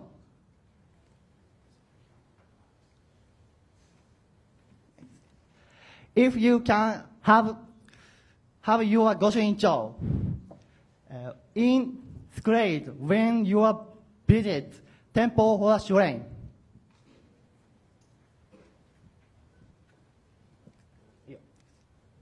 If I encourage you all to buy a Goshuin-cho and visit a various temple and shrine. Next, about our school. We have a mechanical engineering electrical engineering, architecture, and design classes.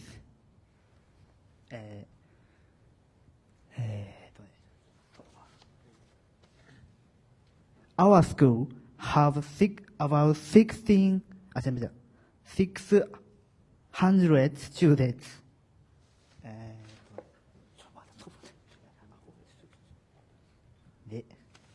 The teachers are very cheerful and funny. Mechanical engineer class, we have three class a week. This picture is this. It is tool used to sharpen an object by throttling it and hit a blade to it. It is least. We use it as three class a week. It's our first grade. It's our first grade. Makes a wind chime, and the second grade make a machine parts. Electrical engineering class.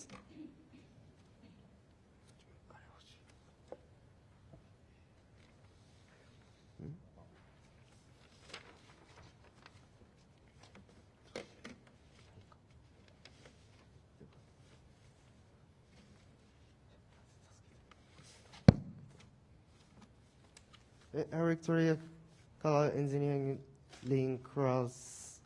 Blackboards.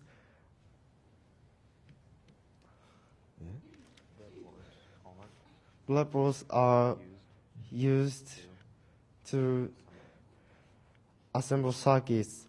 We measure the voltage with a voltmeter using lead wires and the currents with our ammeter.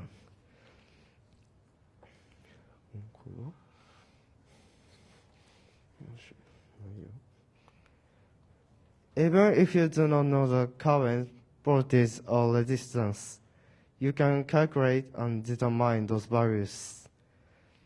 First of all, we will learn about the difference between the electrical and the circuits of engineering. There are competitions where participants compete use those skills.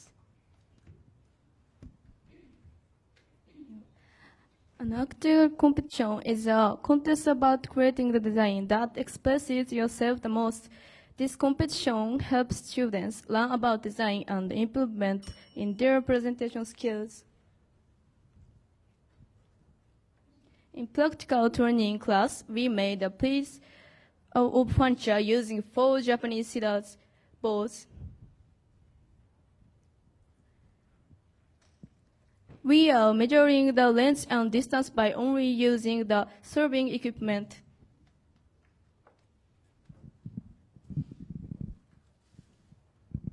First, I would like to talk about my relief. To my left is a relief that I have made, and most of our peers also make. But to my right is a complete version of the relief. So you see, we take multiple different, various different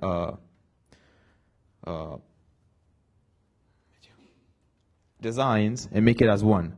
Some we use 6, but also we use 4 or 3. Okay.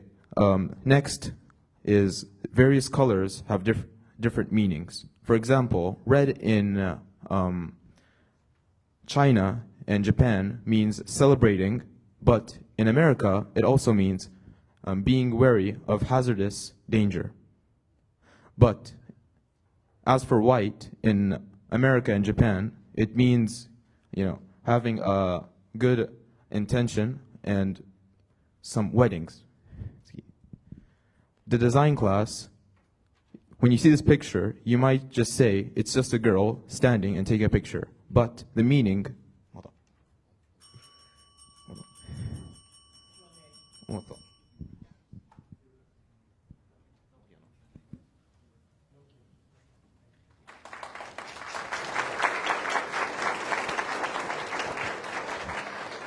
Thank you for your nice presentation. Let's choose audience's judgment. Audience, prepare your cards. Are you ready? 1, 2, 3.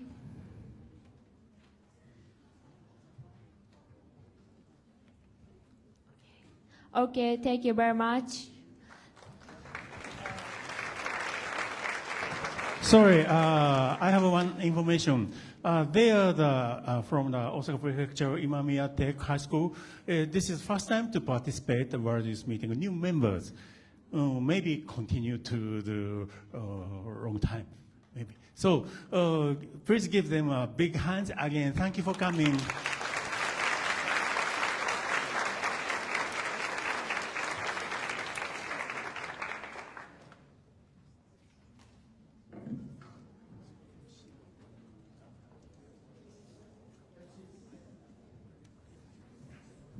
Please go. Go, どうぞどうぞ。言ってください。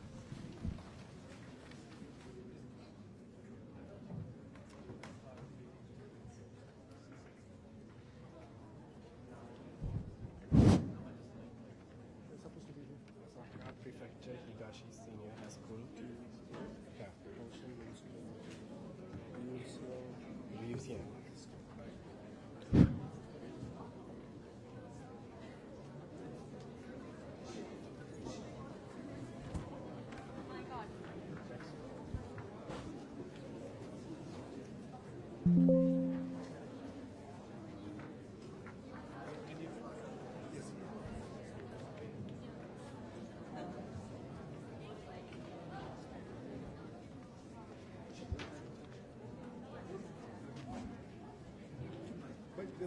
Yeah, there's another mic. I'll introduce myself.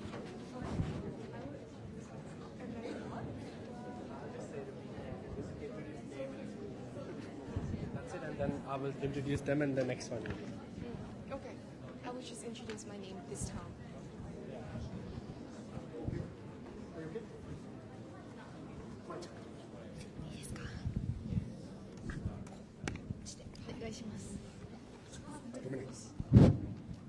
Hello, everybody. We are now the MC, and my name is Sarthak, and I'm from Ritsumeikan University. My name is Ngung, and I'm from Ritsumeikan University. So let's begin. The next presenters are from Osaka Prefectural Higashi Senior High School Team A and Kaohsiung Municipal Ryousang High School. Are you guys ready? No? Okay.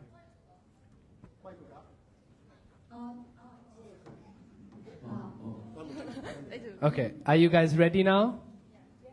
Okay, thank you. Please begin. Hello, everyone. We are students from Osaka Prefectural Higashi High School and Ryousang Senior High School, and we will first show you a situation. It's almost time to take a rest, but there's still many people. Please move forward. Sorry.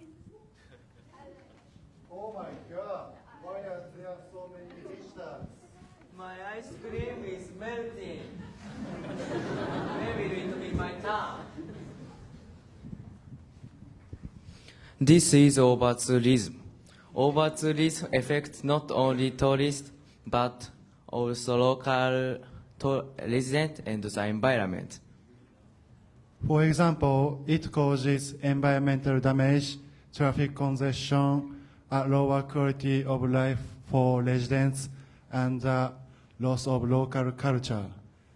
Today, places like Gion in Kyoto and Taipei faces this problem.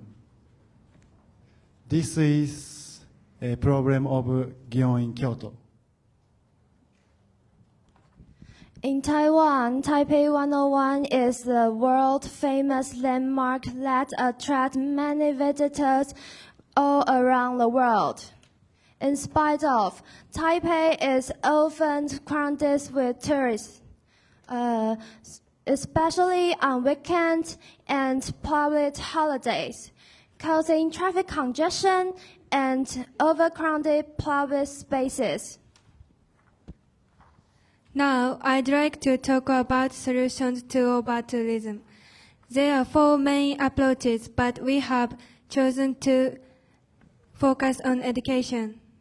Sharing real-time crowd information helps tourists avoid visit time and reduces congestion. Promoting less well-known attractions also encourages tourists to spread out. Education promotes tourism, encourages respect for local cultures, and raises environmental awareness. Although over-tourism is related to many of the Sustainable Development Goals, we believe that SDG 4, quality education, is the key to solving this issue. First,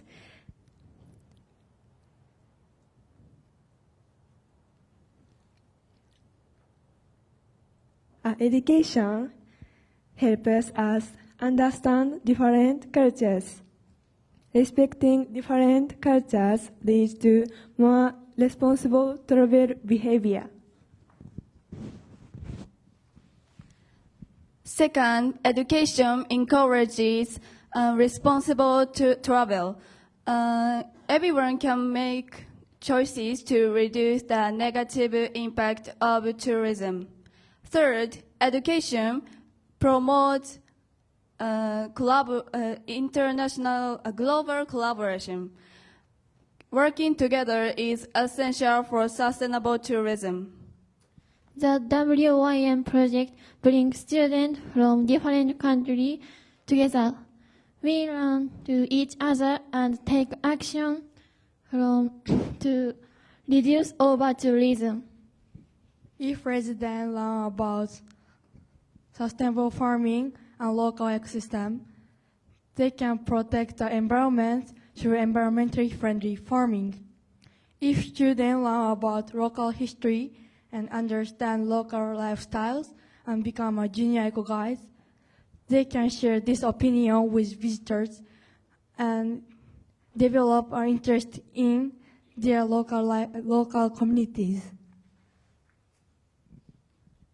If tourists learn about the places they visit and understand local customs, they can behave responsibly, reduce their environmental impact, and respect local culture by following local etiquette. At the same time, we should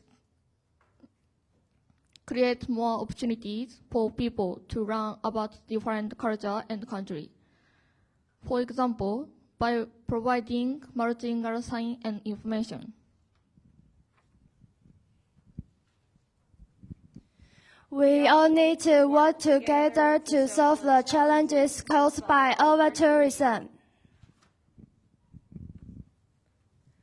Everyone has a role to play. Let's do what we can together.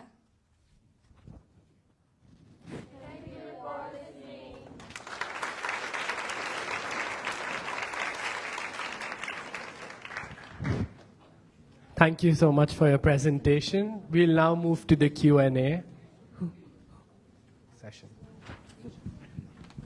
I understand that your main solution is teaching the tourists about the different cultures and all that, which is a good thing, but wouldn't you think that educating the tourists about the different cultures would make them want to visit the country more, bringing in more people, still causing the over-tourism? You can imagine that. I think that the over-tourism problem, you can imagine it as a tree. The leaf, you can imagine as other solutions. But the education, we think that the education is the root cause.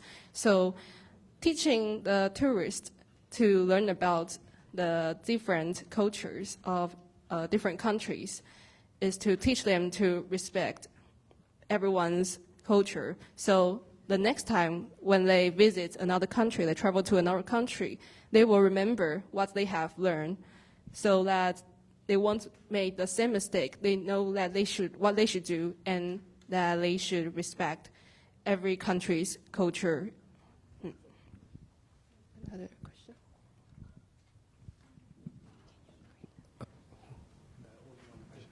So thank you so much for your response. Thank you. You may now sit at the questionnaires.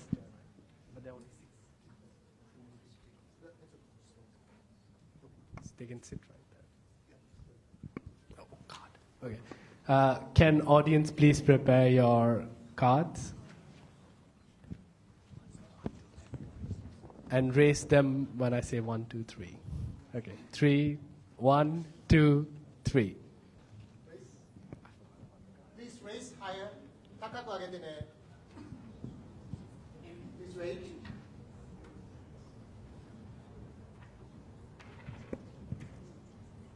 Okay, thank you. Thank you very much, everybody.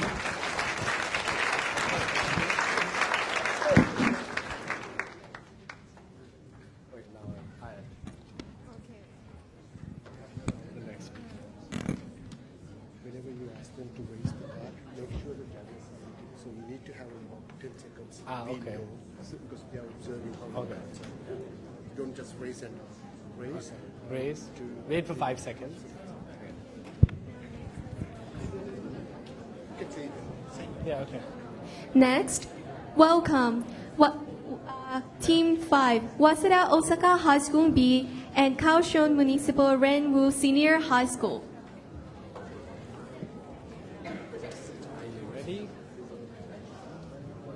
Okay, yes. Please start. I said please begin. He doesn't like that. Okay. It's the same thing. It's different. No, it's like.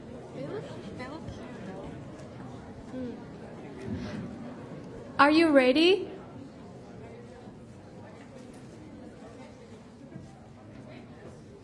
Are you ready? Please start.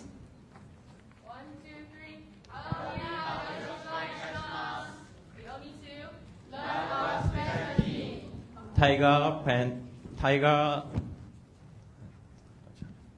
panda, and rabbit are walking with owl and dog. Tato, what do you think? Why are you so quiet? I just need time. Tato walk away and stay alone. I have an idea. Can we have pancake for snack? Wait, my idea at that time. They ask all for help. Oh, we don't know how to work with them. So, that is the important things. Turtle was slow, she may need some time, but she has valuable ideas. Dog is active, but her creativity can help the team work together and positive. Oh, they just learn in different ways. Exactly. Understanding and support help the team work together. Okay, what did you guys saw the problem in this performance? Did you guys saw? Maybe we may not experience it every day, but we may experience it at school. So, this is what our report are talking about. And we are going to tell you about our course design and also our solution about these problems. So, here's the contents. First is the objective. This is why our project aligns with SDG Goal 4, Quality Education, focusing target 4.8 to build inclusive, safe learning environments for every child.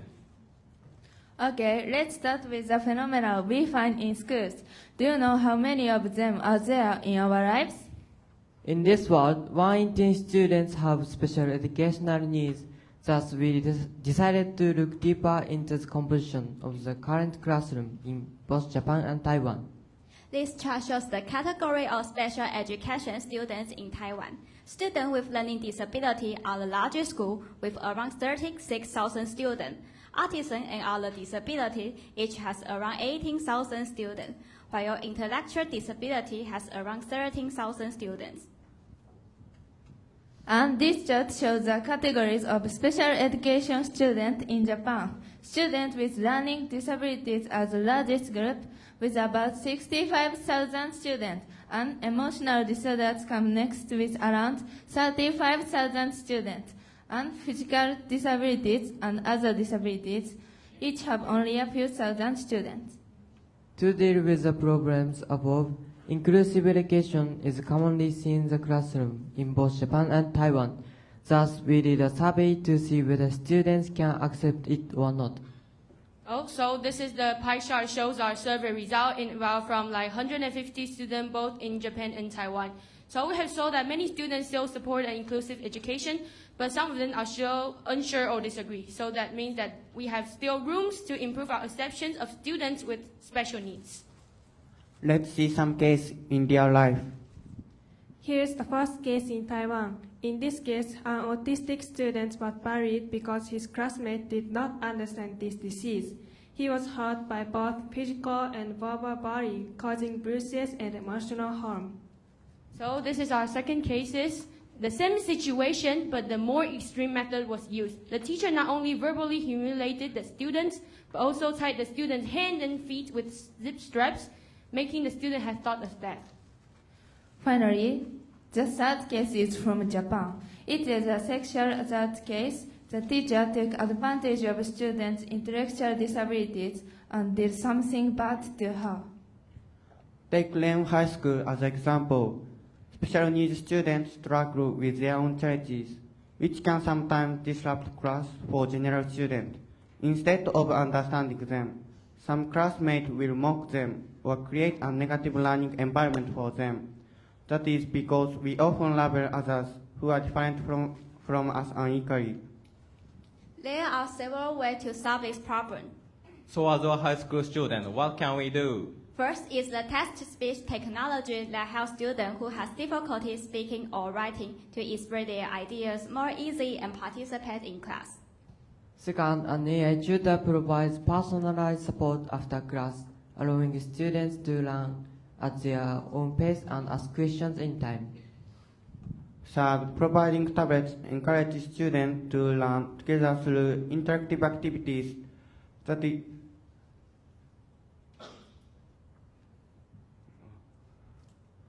helping students with special needs feel included. We promoted inclusive education in regular classrooms in both Taiwan and Japan. Holding special awareness lecture can help teachers and classmates understand special needs. When we understand each other, we can prevent bullying and build a friendly school. This is our learning system. Learning system helps students with special needs adapt to school life and join in regular classes. We have interviewed them in our school to learn more about this issue. To design our course, we first observed Day1 High School's special education classroom and then applied what we learned by teaching special needs students at Taiwan's local church. And we also inspired by word of education, which encourage students learning through natural and hands-on activities. In this activity, we use natural resources to create a hands-on experience. We found many students with special needs are very talented. Some of them even did better than we did. They don't lack ability, they just need more time and right support to show their potential. And this is the poster we made together with them by using simple language and giving them enough response time, enough personal space, using the natural resources. By using them, after the course, we have given the pencil we created to everyone, even students and friends, to promote this slogan. And also, different pencil color represents our differences. We also turned the poster into bookmarks and gave them to people around us to promote this activity. So, this is our conclusion. Different teaching methods exist because every student is unique. Not just the special education student, but also every one of us sitting under there. So, as teaching through special educational students, we have learned that not only that simple natural materials can be meaningful learning materials, everything can be taught and everything can be used around us. As high school students, we may not have unlimited resources, but we can share our ideas and experience to explore and create a more equal learning opportunities. Learn our specialty, embrace our differences, create a more inclusive world. Here comes the reference. This is consent form we use in our research. Participants understood the purpose of our interview and agreed to participate. This is our survey. These are our findings. We all need to learn our specialty.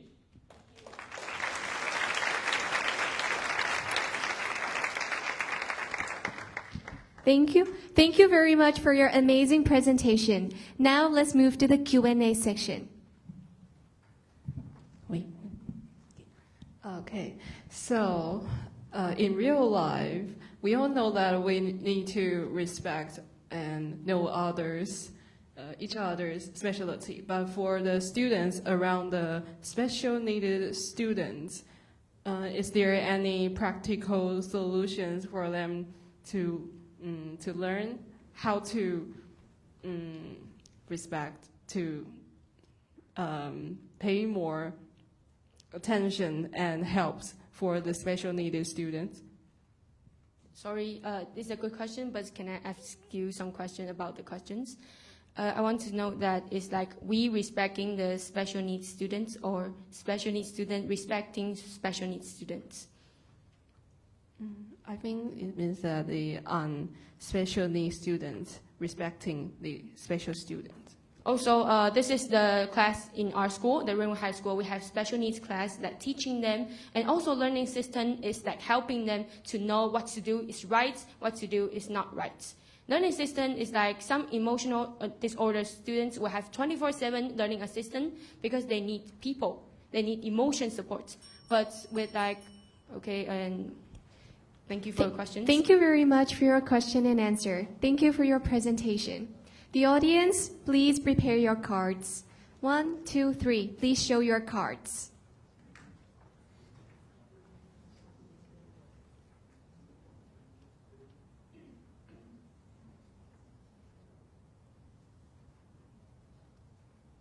Thank you. Thank you for your presentation.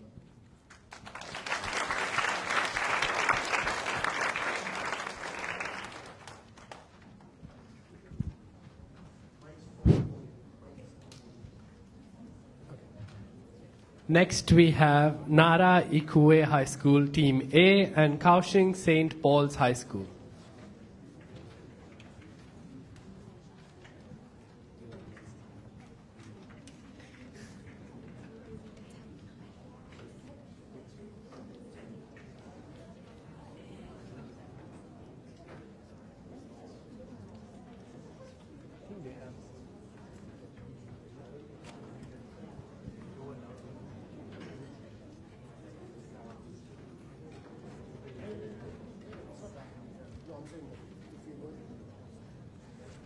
Are you guys ready?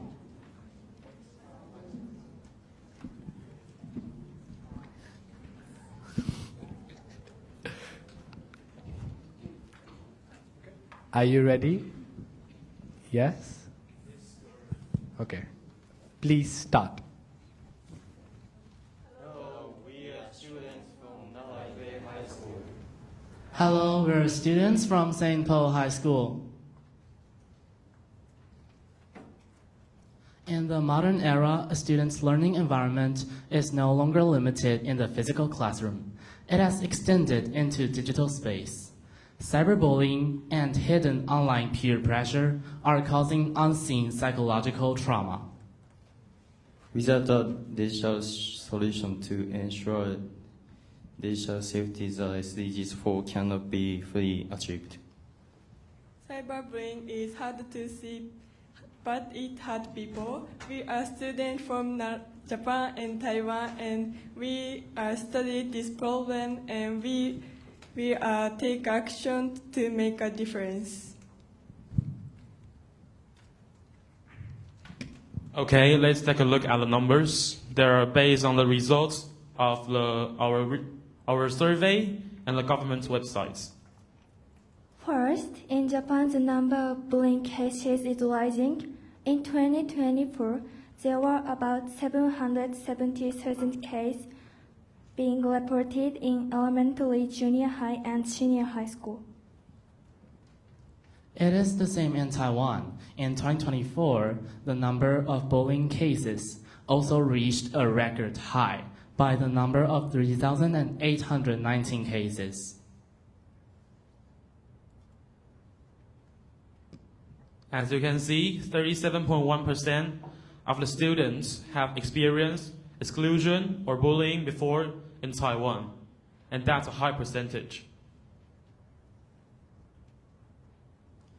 In terms of bullying, the trend in Taiwan has changed from classroom to online bullying. Smartphones are everywhere, so cyberbullying happens everywhere. As you can see, 21.9% of students fall into the victim of cyberbullying.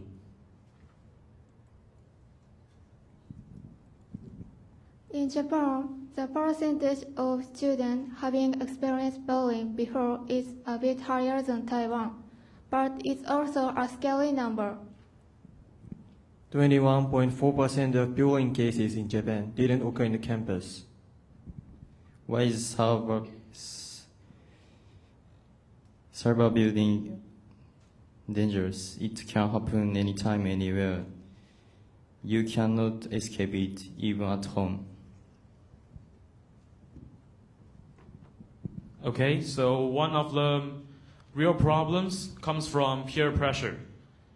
When students, if they're in school, they try hard to act like their classmates, but some cannot catch up with them. So they show two feelings, jealousy and envy. These feelings can make them react to the comments online in an extreme way, and that's the cause of cyberbullying. We created a solution called SHIELD to solve this problem. S. Support validation. It means to feel good about yourself, not because of toxic relationships, because of the people who really support you. H. For Hoito, retaliation means freeze your emotion and stop revenge. I. Isolate toxic ties means tell right from wrong and live your own life without being under the bad influence of peer pressure. E for evidence working means save screenshot with timestamps and account IDs to protect your rights. L for leverage allies means build positive support networks like cross-border teammates to empower one another. D for detach and decenter means leave your screens and reconnect with real life.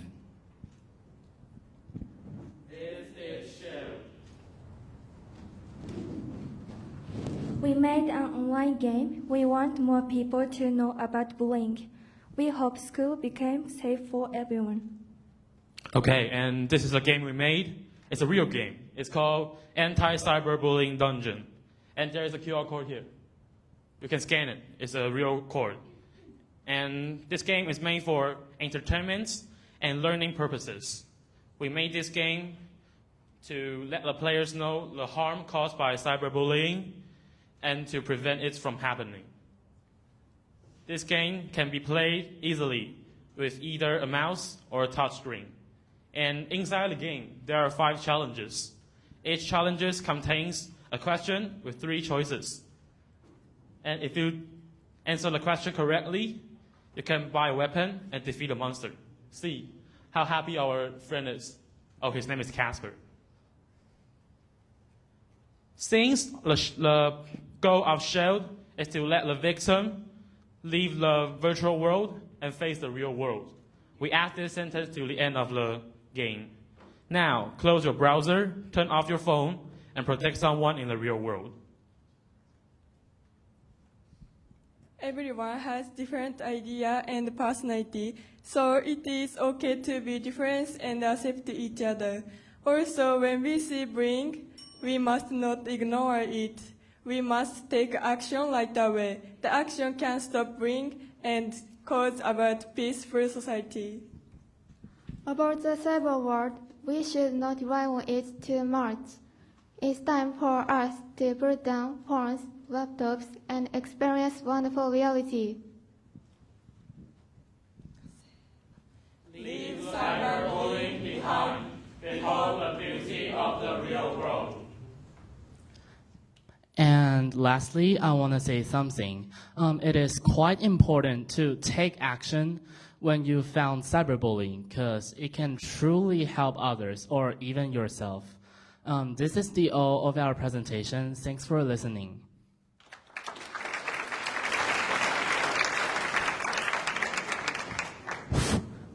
Thank you for your presentation. We'll now move on to the Q&A session. Thank you for guys. This is like perfect, and you even make a game that was like so cool. But also, I have questions for you guys. Like, I appreciate the like showed like slogan, but I want to know which situation to use which solution is the best. Thanks for asking. And pardon me, can you say the sentence again? I didn't hear it clearly. Okay. So the main question is, which situation you have to choose which solution is the best? Can I have some example?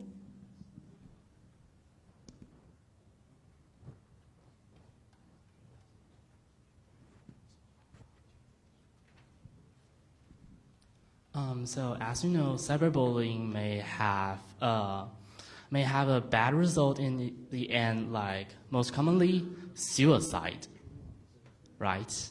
And so I think in the first, it is quite important to let the victims know that they are valuable. They are not meaningless, and then they're valuable to someone. We have to encourage him or her in a positive way instead of let him suicide. So is that answer to your question? Yeah, kind of, but can I have another questions? Do you have enough time? No? Okay, and like, thank you for your answer, and that's it. Thank you very much.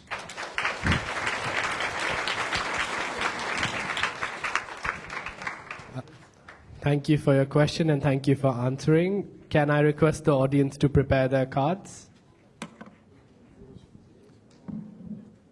1, 2, 3. Please show your cards high up in the air. Please raise high.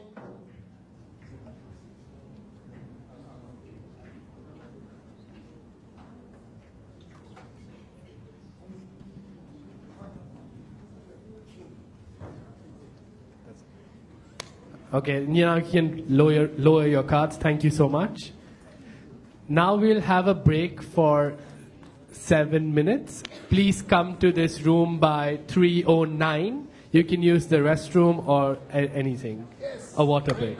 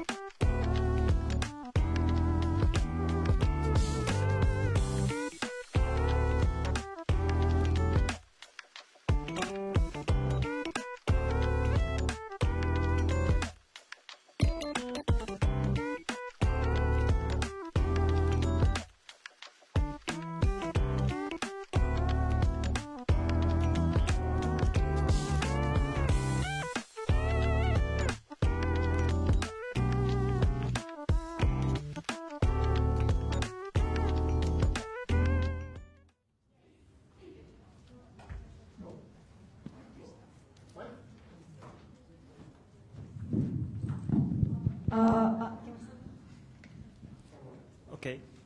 Are you okay? Yes. Please start. Hi, Shir. Are you okay? Hey, Yuzuki. Hi. When will we use this math in the future? Well, learning basic skills are important for us. I know that, but we will forget it after the test. No, I just feel like I'm forced to study. It's so boring. I know it. I want to learn useful skills for my future. Hello, everyone. As you saw in our performance, many students struggle to connect what they learned today with their future. Instead of just complaining, we wanted to redesign learning. That is why we designed the My AI Teacher class. So today, we would like to share our vision for the future of education. AI has become part of students' everyday lives.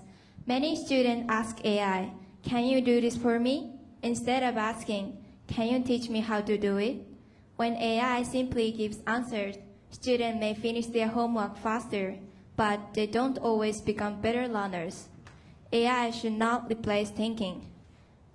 Instead, it should inspire students to explore their interests and think for themselves. The future of education is helping students learn with AI. According to a survey conducted by Nippon Foundation, only 15.2% of high school students believe that what they learn in their high school will be useful in their future.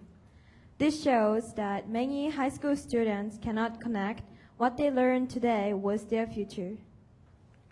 UNESCO also emphasizes that students should not use AI just to get answers, but to develop these important skills. So instead of asking, "How can AI teach students?" we asked, "How can AI help students discover who they want to become?" For us, an ideal lesson is not one where every student learns exactly the same thing. Instead, it is a classroom where teachers guide students and AI supports each learner's interests and goals. Students become explorers and problem solvers, while teachers remain irreplaceable mentors, and AI becomes learning companion. We believe education should not only prepare students for exams, it should prepare them for life. To bring this idea to life, we built My AI Teacher using Gemini's Gem Creator. Together with a Japanese team, we held a workshop where students create their own AI teacher using our worksheet in 3 steps.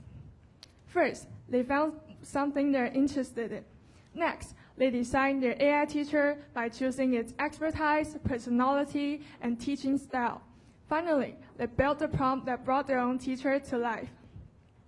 To support learning beyond the workshop, we also created a website introducing our project SDG4, including a Save the Children donation link to help expand educational opportunities for children with limited access to digital learning. We prepared 60 packs of cookies on the reception desk with QR code linking to our project. Please feel free to help yourself after the conference. After the workshop, we asked the participants to complete a survey. According to the survey, 100% wanted to keep using AI for learning. Also, 88.9% strongly agree that they want their AI teacher help them think more about their interests and future goals. And also, 100% say that AI help them think more about their career and future goals. This result suggests that AI can encourage them to think more deeply and think more deeply and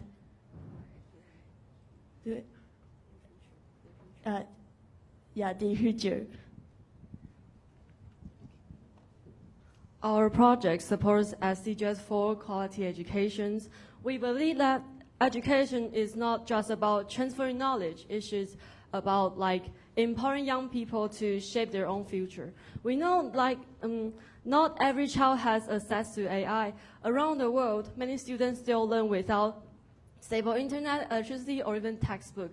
Our project is not a complete solution to educational inequality. However, through the Save the Children donation link on our website, we hope to encourage support for children whose lack of educational resources while presenting one possible future for AI in education, where technology reduce educational gap instead of widening them and giving every student a chance to discover what they truly loved. Because when young people are empowered to explore their own passion, they gain the ability to change the future of education. Now I get it. School gives us the basic, and AI teacher helps broaden our future wide open. No more 1 week, why study? I'm ready. With AI, our potential is unbound. AI teacher equal future. Thank you.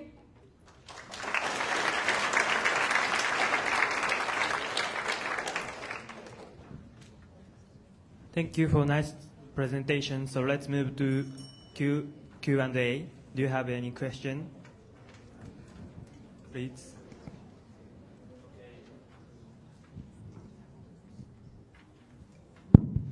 Okay, first of all, thanks for your amazing presentation. And the ideas are brand new and is very good, I think.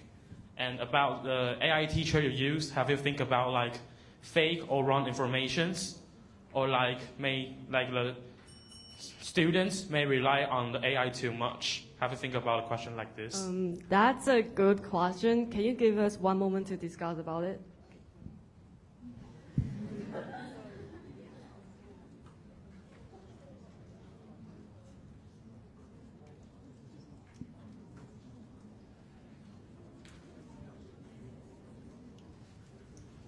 What about depends on AI too much?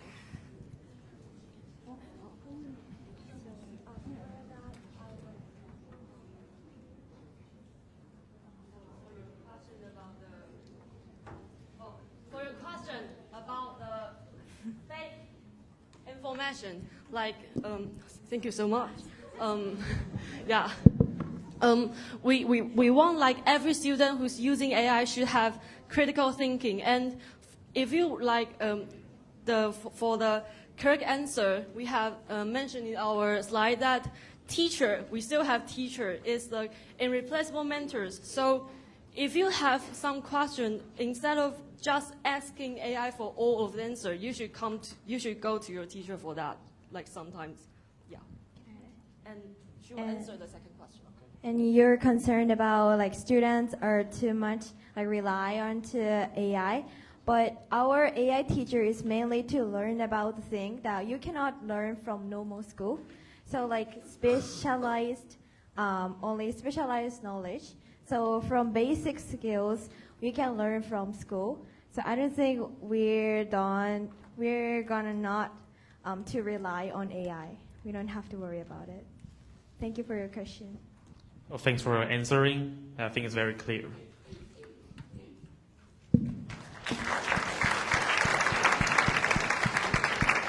Okay, please prepare card.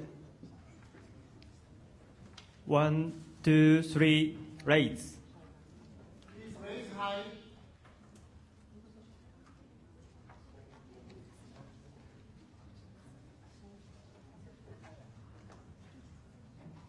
Okay, thank you.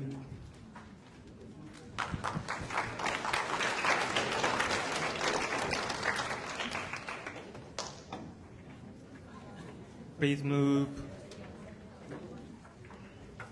Next is Litzmaken Junior and Senior High School and Gaussian Municipal Gaussian Senior High School.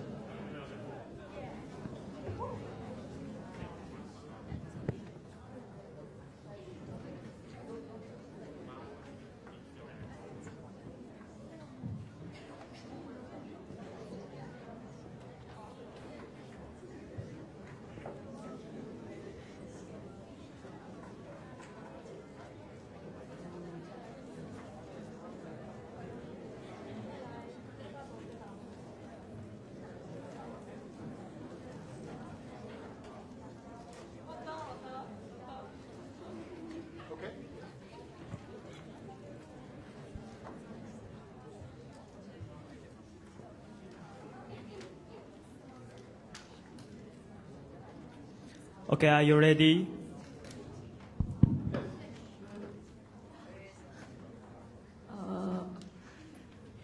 Please start. Action! Hey guys, how's studying going lately? Well, to be honest, I haven't been able to go to school much lately. Me too. Me too. The classes are too hard. I can't get along with my classmates. I'm so worried about my studies. My family doesn't have enough money for me to go to school. I have to work to help my family. I want to go to school, but it's too far from my home, so I have to walk a long distance every day. Globally, about 130 million high school age kids do not go to school. These kids don't go to school because of the various reasons they face. Try using our website when you have problems like this. Good afternoon. 大家好. Honored judge, respected teachers, and other participants. We are from Ritsumeikan High School and Kaohsiung Senior High School. Today, we will demonstrate how our website creates a more equal and interesting learning experience. Kong means torque in Taiwanese, and it also means the sound of knocking. Sato means village in Japanese. Education is one of the most powerful tools to achieve equality. Yet, the effective educational support is often decided by chance. Let's start with a question. Does where you're born decide how far you can go? Unfortunately, the data suggests that it still does.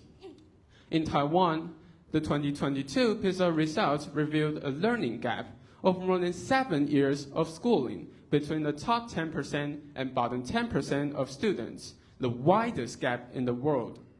The effects go beyond academic performance.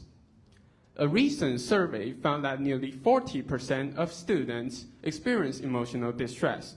Even more concerning, the proportion of suicide death among 12 to 17-year-olds rose from 12% to 18%, making it the second leading cause of death in this age group. Also, Japan faces a similar problem in a different form. Some urban high schools have over 16% of students go to university, while rural or low-income schools have less than 30%.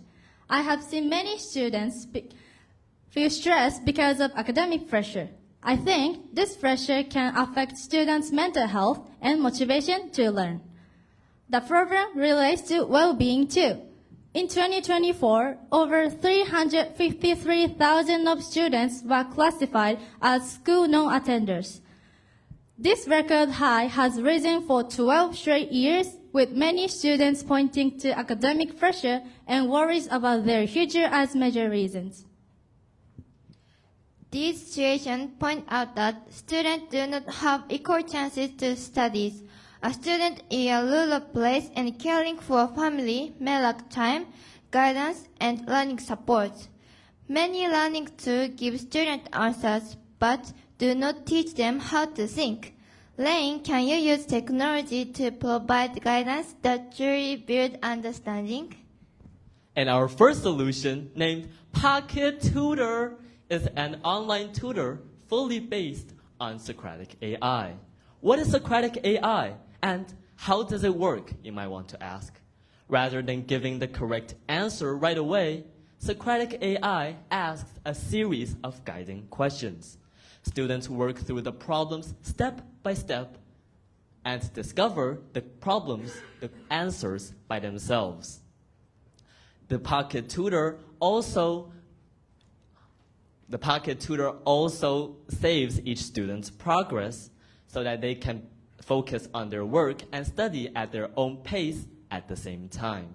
With Socratic AI, students can receive clear and guided practice. Wait, studying is not the only problem. When students feel too much stress, they do not need another math quiz. Standard AI assistants cannot see if a student wants to study help or emotional support. Itsuki, how can I solve this? Okay, here comes our second solution. Our talk room and study room use different data systems. This is because academic help and emotional support are different needs. In the talk room, Socratic AI asks gentle, open-ended questions such as, "What's been on your mind today?" Instead of giving the same answer to everyone, it helps students express their feelings and think through them by themselves. To protect privacy, all conversations are anonymous by default. Students can also delete their data at any time. Okay, but one barrier still remains, this time between countries. A student in Gaussian and another in Osaka might feel the same stress about school, but they may meet or understand other languages. I have also had time when I couldn't communicate well because of language differences. King, how can they connect and learn together? Our third solution, One World Every Language, breaks down language barriers. Students can post their own stories, a struggle, a question, or a breakthrough in their native language. The platform translated for student aboard while showing the original text underneath, so every student can keep their own voice. It also helps students find research partners with similar interests and plan projects together, dividing tasks, tracking progress, and suggesting topics in real time across 24 languages. By connecting students across national borders, we create an international network that no single school could build alone. Within over 2 weeks, 120 international students tested our website, and offline practice accuracy rose from 19% to 66.7%. Equal talent exists everywhere, but equal support does not. This educational inequality was created by bad design, and our innovation is here to reform it. We hope everyone has equal access to learning. Knock the door, share your world. Thank you for listening. Thank you for nice question. Let's move to Q&A. Can you ask a question? Okay, thank you for your excellent presentation. So I have a question. You guys have shown like the last 10% student in your slide, right? So my question is, what if they live in like some countryside that they don't even have electricity? Then how could your project benefit them? That's my question. So, in fact, there are not that more students left without electricity, but you mentioned that one point is that if they don't have like digital devices or like digital support, then how can we utilize this kind of platform? So my answer is like we know we have some libraries or we have some schools even in the remote areas. So they will be able to access our website using these the devices in the libraries or like the schools, and they can also borrow them to the home and then use it. Thank you for your answer. That's all. And for compliment, I would like to say that even if there are no Wi-Fi, this website also works as well. So as long as you have a mobile device, you can always scan this QR code, save the link, and probably use it later, even though there are no electricity, as you mentioned in your question. Thank you. Okay, is there any other questions? No. Okay. So guys, please prepare a card. 1, 2, 3. Raise.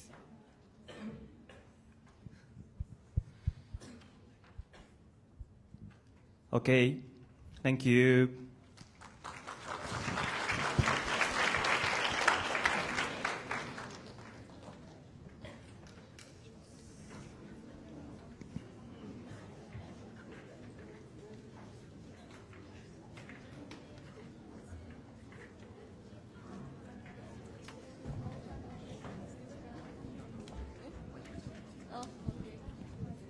The The next team is Osaka Prefecture Higashi Senior High School B and Kaohsiung Municipal Shingal Senior High School.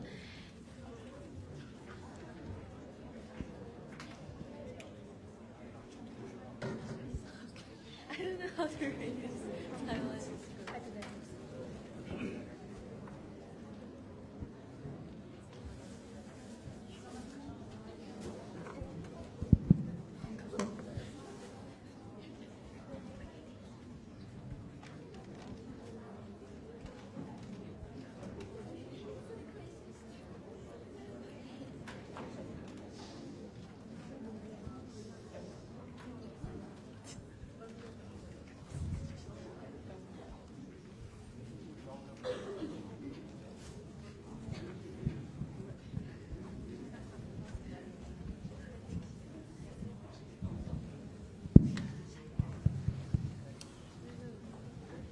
Are you ready? Yes. Okay, please start. Hello everyone. Hello. We are from Osaka Prefecture Higashi High School and We are from Shaogang Senior High School. in this presentation we focused on SDG 4, quality education, and thought about stereotypes. First, we'd like to ask you all, do you know what stereotypes are? A stereotype is an unconscious idea or belief about a group of people. We often don't realize that we have stereotypes because they are formed through our experiences, culture, and the people around us. Why do stereotypes develop? One reason is that people learn them from a young age. Children form stereotypes from the adults around them, as well as TV, books, and social media. We also believe that education plays an important role. Schools are one of the places where children learn about society. In a way, teachers have a big influence on the way children see themselves and others. For example, students may be affected by their teachers' stereotypes. Please take a look at the picture of the screen. Some teachers may unconsciously expect boys to be good at math or girls to be good at languages. As a result, students may invalidate themselves and ask, "What can I do? I just can't do it." They may invalidate themselves. This can limit their potential and make them afraid of trying new things. Please look at the next pictures. In these pictures, it's a very familiar scene for many students in Taiwan. Some students may face gender stereotypes when they're choosing for their future paths. Boys are often expected to choose science-related majors, such as medical, science, while girls are expected to study languages and humanities. However, students should follow their true interest and ability instead of being limited by gender expectations. However, although teachers play important roles at school, we cannot invalidate and overlook another crucial groups, parents.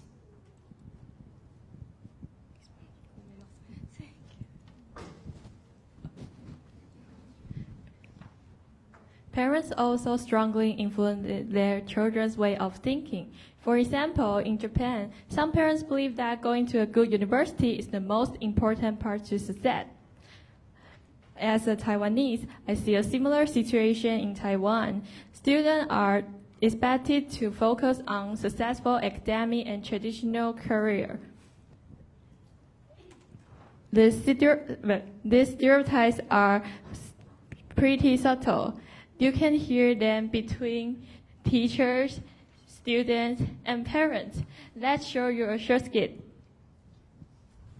This is a meeting at a cram school. The student wanted to be a backpacker, but the parents would rather have the child enter a famous university. I'd like my child to enter a famous university. A famous university can help your child get a good job. Most students take the university entrance exam. Your child should take the exam too.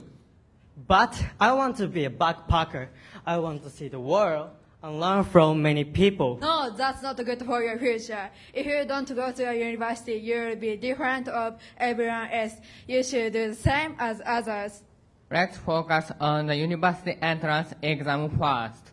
A university degree is the safest choice. Okay. This is an example of a stereotype. It may limit the children's future.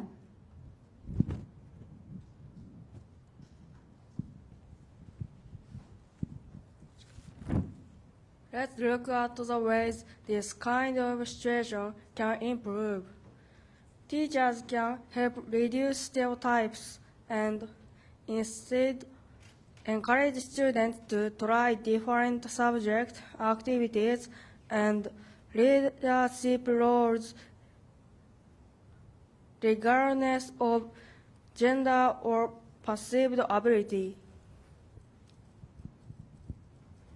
Parents can also encourage their children to follow their own chosen path.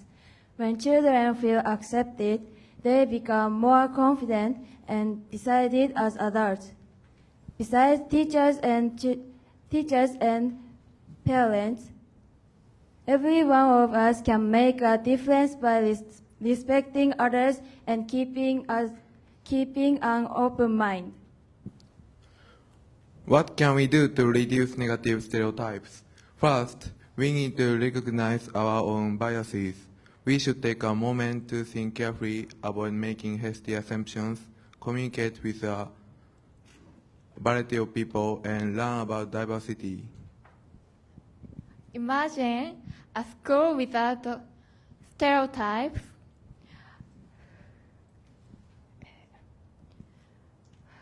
Every child would feel free to excel at their chosen fields, share their opinions, and challenge themselves without fear.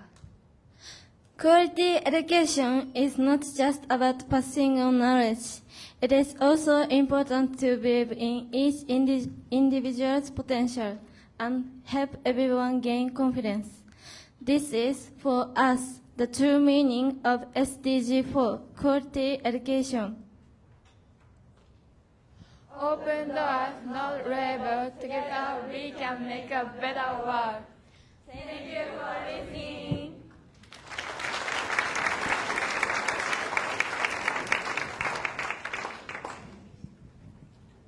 Okay, thank you for your presentation. Let's move to Q&A. Please answer your question. Okay, thank you for your well-constructed presentation. So first of all, I would like to ask about your solutions. So I'm wondering that are your solutions feasible? Because it's kind of vague to tell that we want to reduce stereotype or like we want to support children's interest, but it's kind of vague and not specific. So I'm wondering that how can you really conduct your solution effectively? Okay, thank you so much for your questions. So first of all, we should tell the teachers and the people around students, like teachers and parents, and they should improve their verbally communication. For example, instead of saying you are a boy, so you have to study. You should be good at math or science, and you should study. You should be majors at medical, something like that. Instead of saying that, we should give them more diversity and opportunity for children to explore their interest and find something that they really love. Instead of saying because based on your gender or your grades or something like that, so you have to do that. But in our presentation, we want to show everyone that no matter teachers and parents, we should broaden our horizons and give their children more opportunities to show themselves and excel on some aspects they really love. Is that okay? Okay, that's very clear, and thank you for your answer. Thank you so much for your question. So much.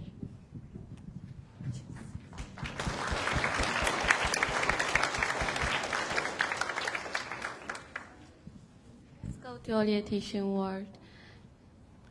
3, 2, 1. Raising your card. Please raise high.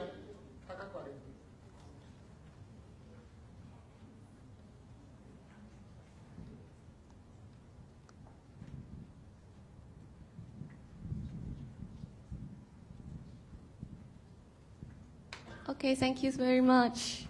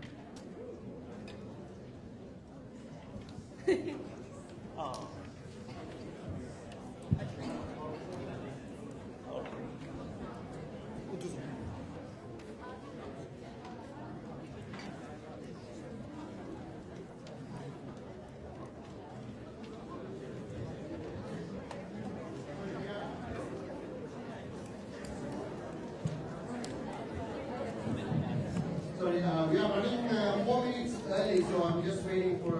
So if anybody wants to go to the toilet quickly, please go and come back because the next session is supposed to start at 44.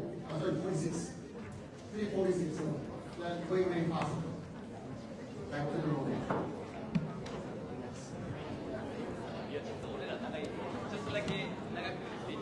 But please be back quickly, okay?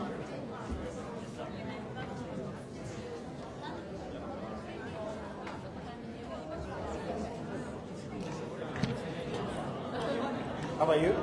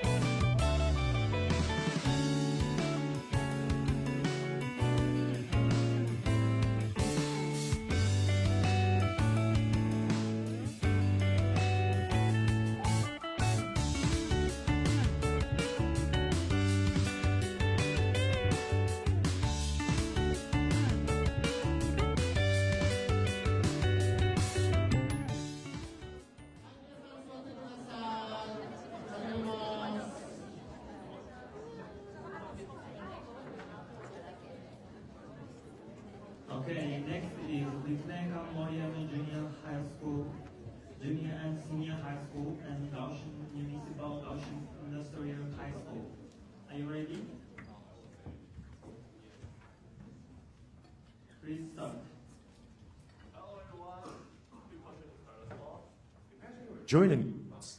And during your self-introduction, you mentioned that your parents are immigrants, and suddenly your classmates start laughing. How would that make you feel? And that's exactly a kind of experience many students face today. And I also have experience like that. So our topic today is educational challenges for new immigrant family students and connected to SDG4 quality education.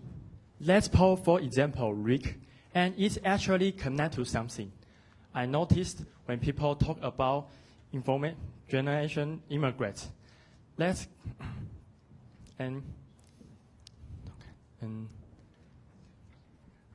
Maybe that's a great question. Yeah. And no, it's actually a total myth. Take a look at this slide. Research shows there's no significant differences in academic performance between immigrant students and their peers.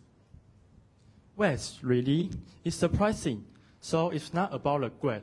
What is really different for them? That's the key point. The real difference is self-esteem. Because of social stereotype, many immigrant students struggle with lower self-confidence, even when their academic ability is just as strong. That's really the issue. It's not about ability and all. It's about how they make to feel. So as classmates, that's exactly what we should do. Instead of labeling or stereotyping, let's offer the support and appreciation they deserve. So, to understand the situation better, we conducted a survey in Japan. And the question is like this. So, how much do you agree with the following statement? The first one is, on the whole, I am satisfied with myself. And the second one is, I sometimes feel the need to talk to somebody about my problems. And here's the result. And for question A, there are 23% of students who answer disagree about this question, and nearly 40% answer so-so. So it shows us there are some students who they are satisfied with themselves.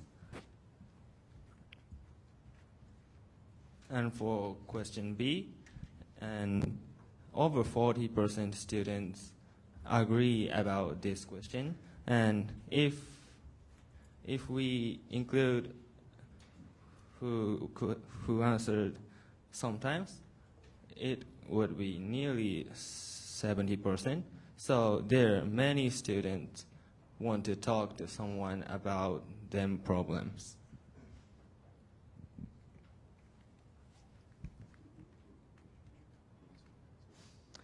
So students have many programs.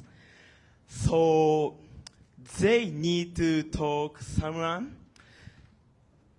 So to solve this problem, we create a new website. This platform, young people can anonymously post questions about their worries, and other young people can reply and give advice. By creating a safe space where young people can support each other 24 hours a day, anytime and anyway, we hope to help build a higher self-esteem among youth. And the benefit of this website is that students can learn from students, which is a better learning than learning from teachers. And also, students can ask whatever they want to ask, because this is anonymous. Additionally, they know through asking and answering the questions, they feel connected with others, so they can keep their self-esteem. Okay, I'll talk you how to use this website. First, please type your question for there. Next, please push the. And finally, other young people read your question and reply to you. Because this website for only young people, so users can comfortably talk about sensitive or personal topic without feeling judged. I'll show here answers and question displayed clearly on the feed. Exactly. And let me share my own story. I hold a Taiwanese passport. I was born there, and I was raised there, just like everyone else. So tell me, why? Why my classmates still call me foreign worker? Is that because my mom's come from Malaysia? That's the reason. I've heard the jokes. I've seen the sideways glances. I've smelled along because it's easier. Easier than explaining that I belong there. So here's the thing. That is not just a joke. Every laugh, every label, it makes you questioning your own worth, your own place. In your own country, let something stay with you. This is not only my own story. This is also a story of so many students. So, no matter where we come from, every single person deserves to shine bright without any single labels. Let's build a warm and inclusive school together. Thank you.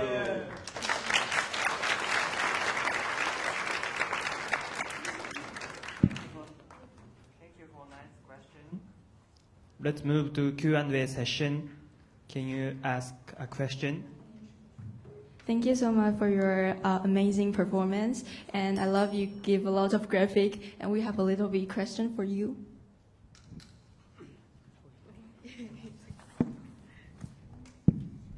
How do you make sure that your solutions are effective? Okay, thanks for giving me this opportunity to answer this great question.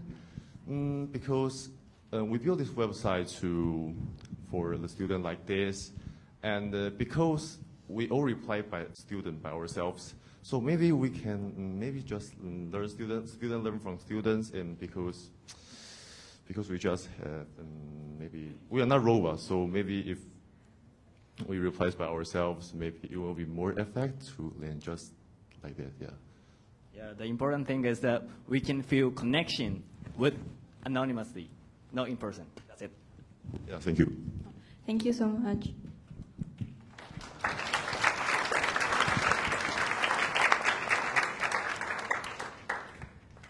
Okay, let's move to audience vote. So please prepare a card. 1, 2, 3, raise.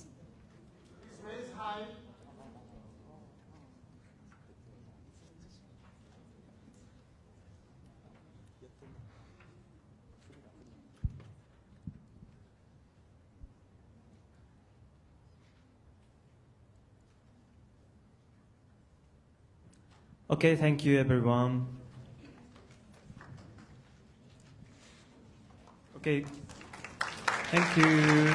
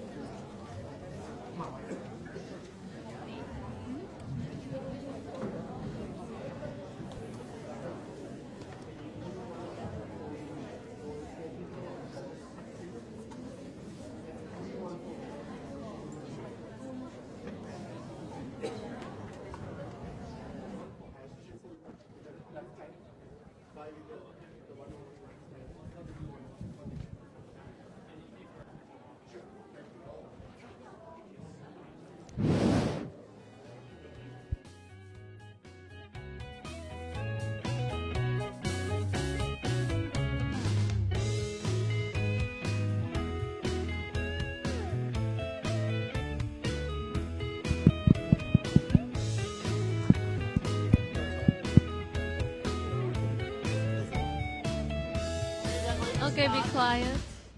The next team is from Nara Ikue High School B and Lichi Judicial Kaohsiung City Lichi Senior High School. Are you ready? Please start. Hello, everyone. We are from Nara Ikue High School. And we are from Leeds Volleyball High School. Hi! Today, we will explore how technology can help us build more inclusive classrooms in the AI era. We want to focus on education about sexual minorities in schools. We will compare Japan, Taiwan, and propose some solutions. We have one question. If sexual minorities are a normal part of society, should they still be a special topic? Maybe true equality means that the people see diversity as something normal.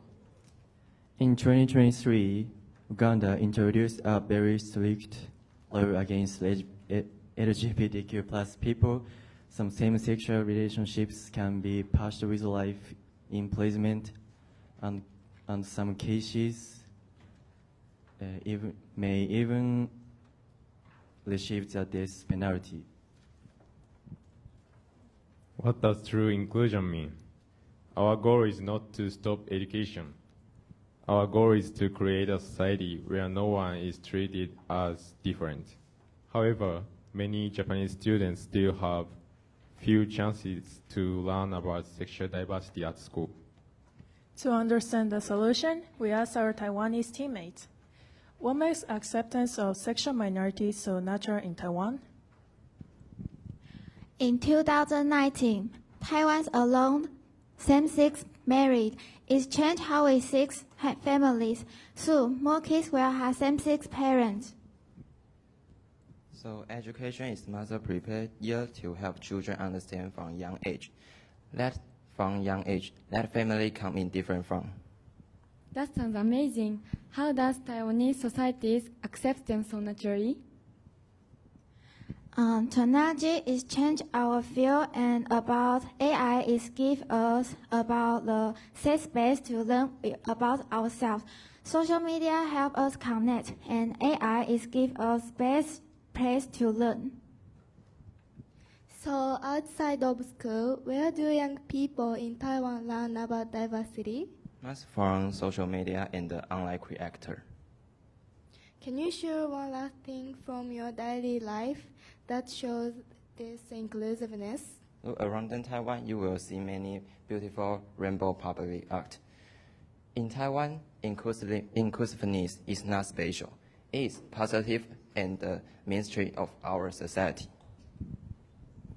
In Japan, understanding of sexual minorities is improving, but discrimination still exists. I think schools should teach more about diversity and human rights to create a society where everyone feels safe and accepted. Today, young people cannot live without AI and social media. So we should use them to improve Japan's laws and policies. Exactly. Technology is changing our field and thinking about LGBTQ plus people. And technology is safer and use AI is perfect. Fighting stereotypes and prejudice is a tough challenge, but we can use this power tool to make a difference. Through youth-led social media campaign, we aim to bring human rights. By using social media and AI to support diversity,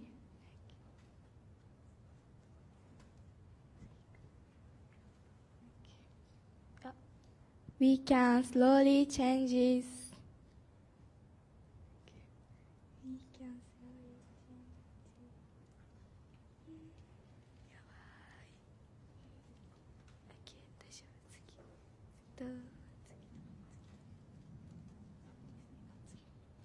Finally, we'd like to talk about the current situation in Japan and Taiwan, focusing on 2 points, stereotypes and laws. In Japan, many people are trying to understand sexual minorities, but stereotypes and discrimination still exist. We need to learn about human rights and diversity with an open mind. If we respect each other, we can live happily and safely.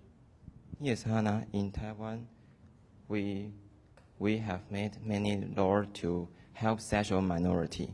For example, our constitution protects final leader to protect final leader, so we can see women work in politics. Also, people can change their gender by law, but they still need doctor's certificate. Both our country are coming step by step. To make a better society, we can use technology like AI. AI is helpful because it does not judge us, and we can talk to AI safely and learn about ourselves. We can also practicing speaking English with AI to prepare difficult conversation in real life. Our goal is a world where being different is normal. We don't need special lessons. We just need to accept everyone.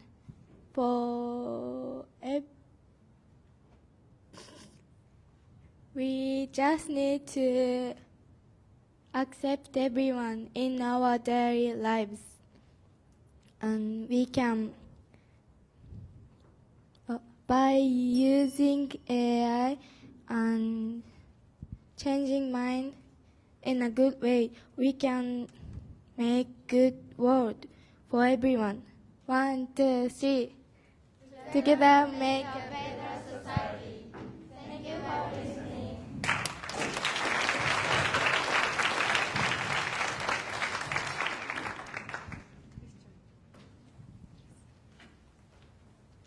Thank you for your good presentation. Let's move on to Q&A, please. Yes, thank you for your wonderful presentation. That was really good. I want to ask you, what is the connection? So your main theme is accepting sexual minority, right? Yeah. What was the connection with AI and accepting sexual minority?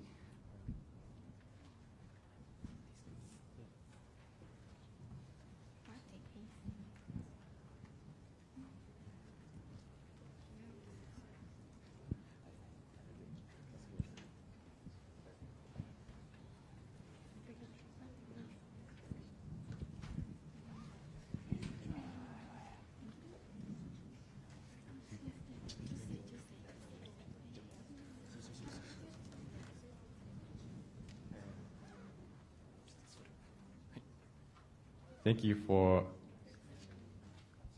answering question. Ask me question. LGBTQ people can talk to AI to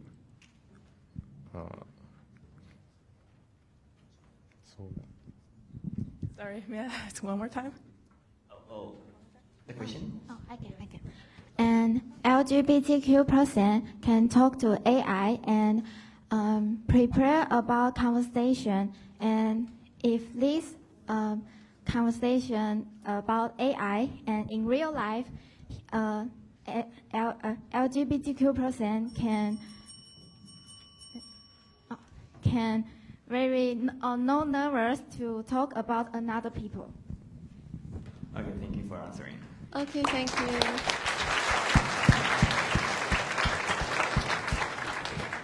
Then let's move on to the audience vote.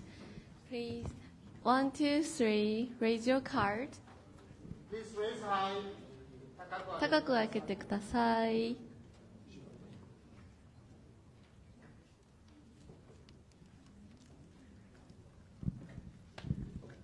Okay, thank you so much.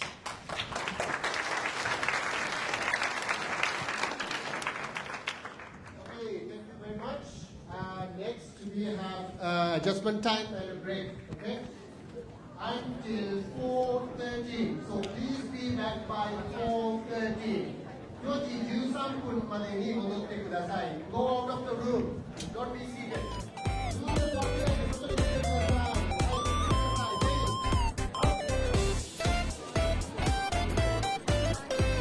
い。外に出てください。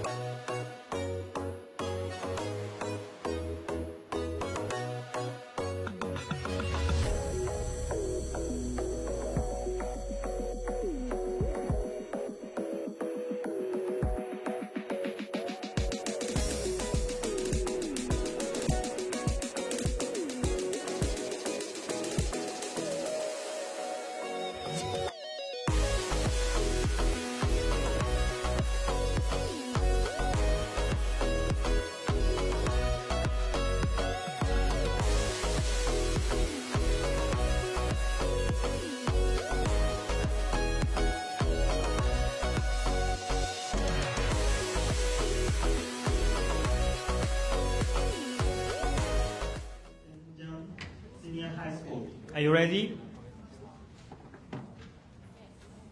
Please start. Hello. Hello. We are Higashi High School student and Shingen Senior High School student. Today, we talk about AI versus human teachers. Let's start. You scored only 50 points on your test. You should study more. You score only 15 points on your test. What's wrong with you? Well, actually, I was busy with my school club activity and work as a school committee member. These activities are not related to your test score.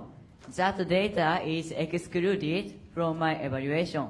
Well, study is important, of course, but you really work hard. Let's make a study plan together. You're right, but what should I do? Thank you, teacher. I will do my best.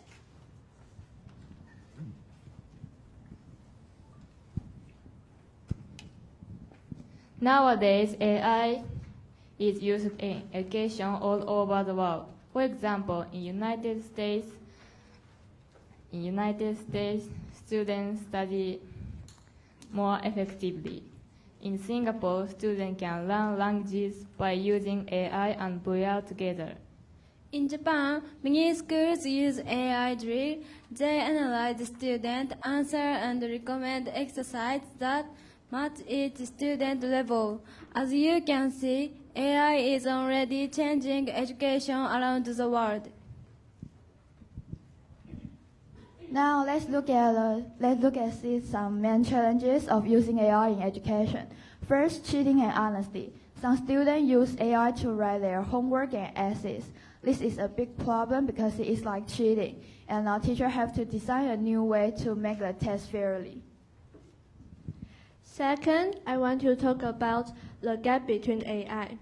Not every school have trained teacher, modern computer, and fast internet, especially in rural area. Because of this, the gap between rich and poor school will be evenly bigger. First, I want to talk about relying on AI. If I ask too much questions to AI, it will cause us critical thinking and problem-solving skill loss. Next, I will talk about the advantage of AI teachers. First, AI can create a learning plan for each student. It checks students' progress and gives advice based on their learning level. Second, AI can grade students fairly and consistently. It uses the same standard, so everyone is evaluated equally. These are two major strengths of AI. However, AI also has some demerits and some things that are required of it. First, AI can't build trusting relationship with students as well as human teacher voluntarily. Second, in emergencies, AI may not make the best choices. For example, if a student is bleed or becomes sick, who should take responsibility? These are important problems we need to think about. The second point concerns learning. There are four ways to learn more effectively. First, ask questions to grasp the basics. Second, understand why a particular method is used and how to apply it. Third, test what you have learned with short tests or quizzes. Fourth, make a plan and stay motivated to achieve better results. These are four ways to make learning more effective. Now, let me share the results of our survey. We asked high school students in Japan and Taiwan. First, more than 80% of students in both countries prefer human teachers. Second, most in Japan and Taiwan favor human teachers, especially in Taiwan. Third, 80% of students say they would like to try an AI-only class in the future, especially in Taiwan. Finally, most students in both countries feel more comfortable asking questions to AI than to teacher. In Japan, this number was over 90%. These degrees show that students appreciate both AI and human teachers in different ways. Finally, let's think about the future. AI will continue to improve education. It will provide personalized learning, reduce teachers' workload, and become a learning partner for each student. AI also brings challenges such as fake news and ethical issues. In the future, AI will become more powerful, but human teacher will still be important. Human teachers provide emotional support, encouragement, and human warmth that AI cannot replace. So we believe the best future is not AI or humans, but AI and humans working together.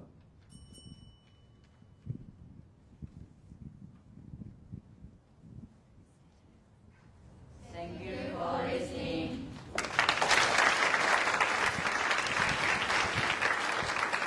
Thank you for nice presentation. Let's move to Q&A session, please. And thank you for your presentation. But we have one question for you. If you use AI learning, if you learn about AI, but AI give you the wrong information, how do you solution about this question? And if you always use AI to learning, you will how about you will miss about self-study ability? How can you do you have solution about this one?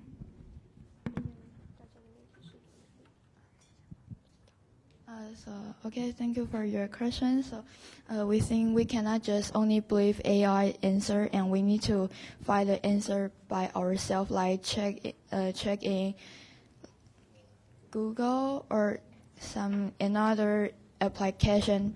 Just not only trust AI tell the answer.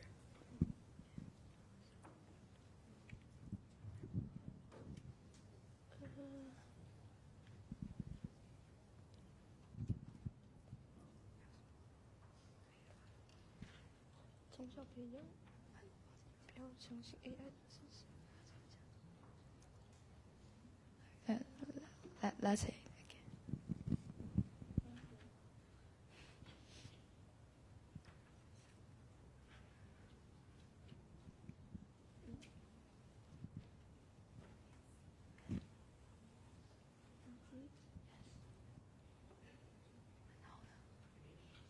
And another question?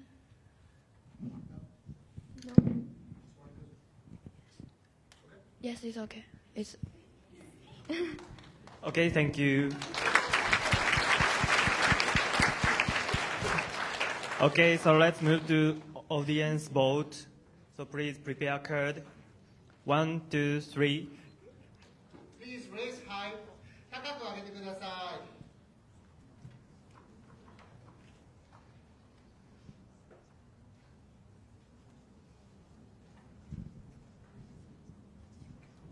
Okay, thank you everyone. Let's move.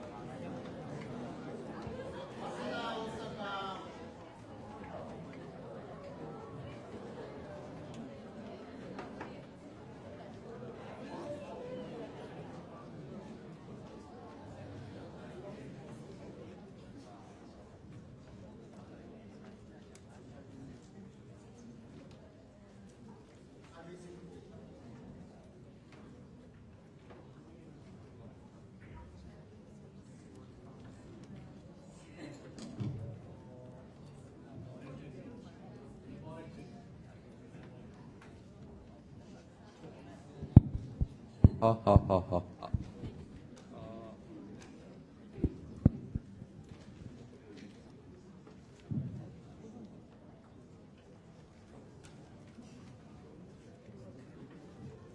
Okay, the next team is Eastman College Senior High School and Global Laboratory School, National San Yat-sen University.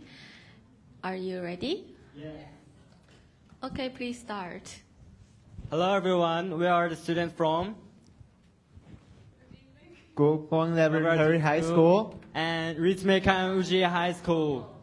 Since our topic is related to natural disaster, before getting into our main topic, we would like to express our heartfelt sympathies to everyone affected by the recent Kumamoto earthquake.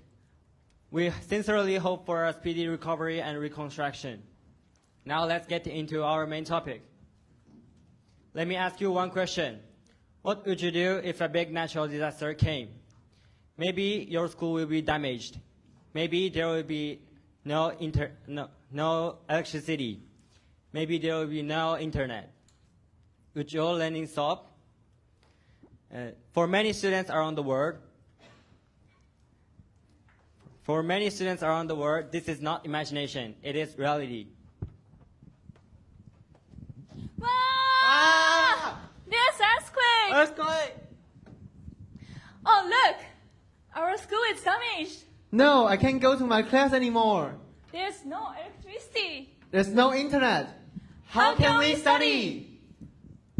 It's okay. We have our disaster learning kits. Our topic is Education After Natural Disaster, Disaster Learning Kits. We choose this topic because both Thailand and Japan are frequently affected by earthquake, typhoon, and heavy rainfall. This disaster interrupts students' education and making this a big challenge that both our countries face. That's why we believe Taiwan and Japan should solve this problem together. This idea connects to SDG 4, Quality Education, and SDG 17, Partnerships for the Goals. The Disaster Learning Kit is not only a tool, it is a bridge between Taiwan and Japan, a bridge of education, cooperation, and hope. The violent shaking of the 1999 Chichi earthquake tore down 293 schools across Taiwan in just a few seconds. Imagine waking up just to find out your school is completely collapsed. At Kwangfu Junior High School, classrooms collapsed and the running track was torn apart by the fault line. Places that were meant for education were now turned into piles of ruins. But the disaster didn't stop when the shaking ended. It continued to steal students' right to education. Fast forward to January 4th, 2024, a big earthquake could hit the North Peninsula. More than 1,000 schools were damaged, and many students lost their home, and many schools became evacuation centers. Some areas had no internet or electricity, so online classes were impossible. But on the other hand, some students were able to continue their learning because university gave them some place. When I learned disaster can take away place where students learn, I asked myself, disaster can destroy school building easily, but should it also destroy children's chance to learn? My answer was simple, no. Every child should have a chance to learn, even after a disaster. Why after disaster? It is a name to use these type of the usual tablets because these require internet connection, electricity, etc. However, the disaster learning kits we are proposing today is different. The disaster learning kits doesn't need new technology. Doesn't need new technology. We just have to put the thing together that already exists. Inside the kit, there's a tablet with Starlink, solar panel, and portable battery. Starlink is a system which satellites send information from the space. So what if disaster happens here? It's not going to get affected. And also, students do not need the internet to have the access. And the tablet already has the built-in learning materials. So again, they do not need the internet. And the battery and the solar panel help when there is no electricity. So even during a power outage, they can continue learning. The best part is this. School can prepare this kid before a disaster happens. Then, when the disaster comes, students do not have to wait. Learning can continue. As the extreme weather will become more serious and frequent in the future, so we believe that this kind of solution is very important. This idea is not only for natural disaster in Japan and Taiwan, but also many other challenges around the world. It can also help students continue learning during lockdowns caused by pandemics, such as COVID-19. It can also help children who live in remote villages, small islands, or places with poor internet. Some children have schools, but they do not have enough learning materials. Some young people want to learn, but they do not have the chance. And some students are forced to leave the school because of conflict or evacuation. We want to help those children too. No matter where they live or what challenges they face, every child deserves the opportunity to keep learning. We believe that we could make that possible, right? Right! No matter what happens in the world, whether countries are in conflicts or there are economic problems, children should never lose their chance to learn. And also, education should never stop because of disasters, politics, or borders. If a disaster strikes in Japan, schools in Taiwan can help. If a disaster strikes in Taiwan, schools in Japan can help. We can share learning materials. We can prepare disaster learning kits together. And maybe technology cannot stop typhoons. Maybe technology cannot stop earthquake. But technology can ensure equal access in learning. Every student should deserve the chance to study. Learn better after disasters. Thank you for listening.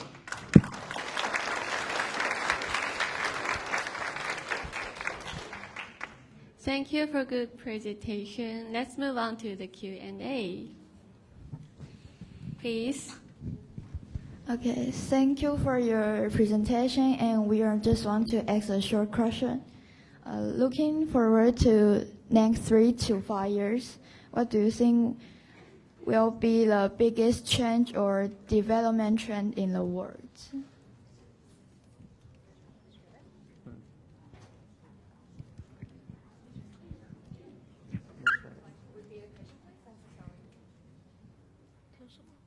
Sorry, can you speak the question again?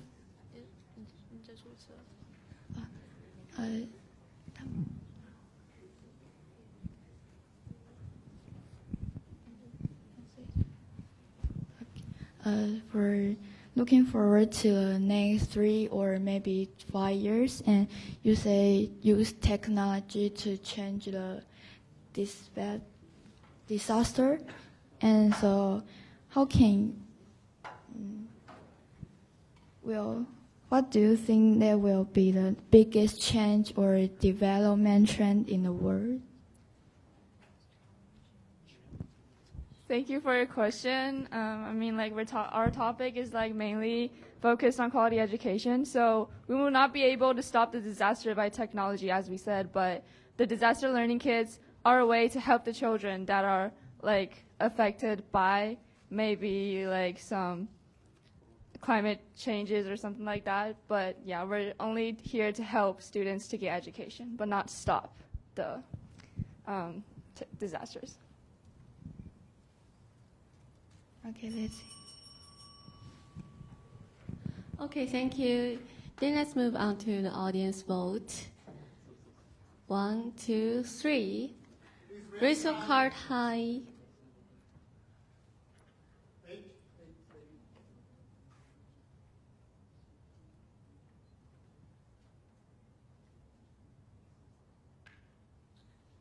Okay, thank you very much.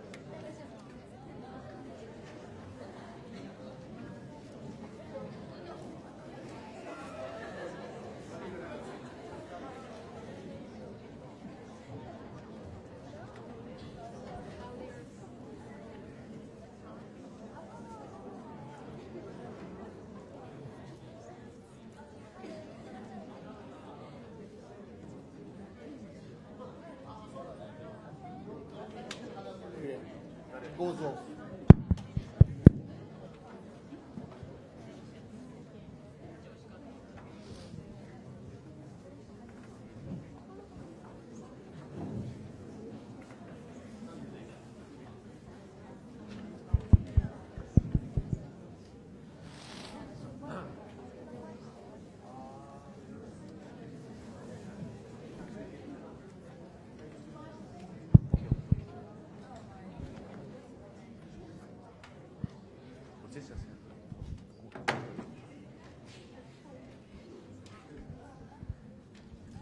The next is Waseda Osaka High School and Gaoshin Municipal Sinchon Senior High School. Are you ready? Okay. Let's start. Good afternoon, everyone. We are Waseda Osaka Senior High School and Kaohsiung Xinjiang Senior High School. Today, we will talk about SDG for quality education. Out of the shadows into the light, reclaiming our well-being. Our presentation is separated into 4 main parts. Performance, problem setting, our proposed solution, and finally expected impact and conclusion. Now imagine it is already 10 p.m. Outside it's turning darker and darker. In Taiwan, a girl is holding a vocabulary book. A. Abandon. B. Business. C. I'm so tired, but there are still so many words left to memorize. I can't take it anymore. Oh, it's a good call from my friends in Osaka, Seoul, and Shanghai. Hey guys, how's everyone today?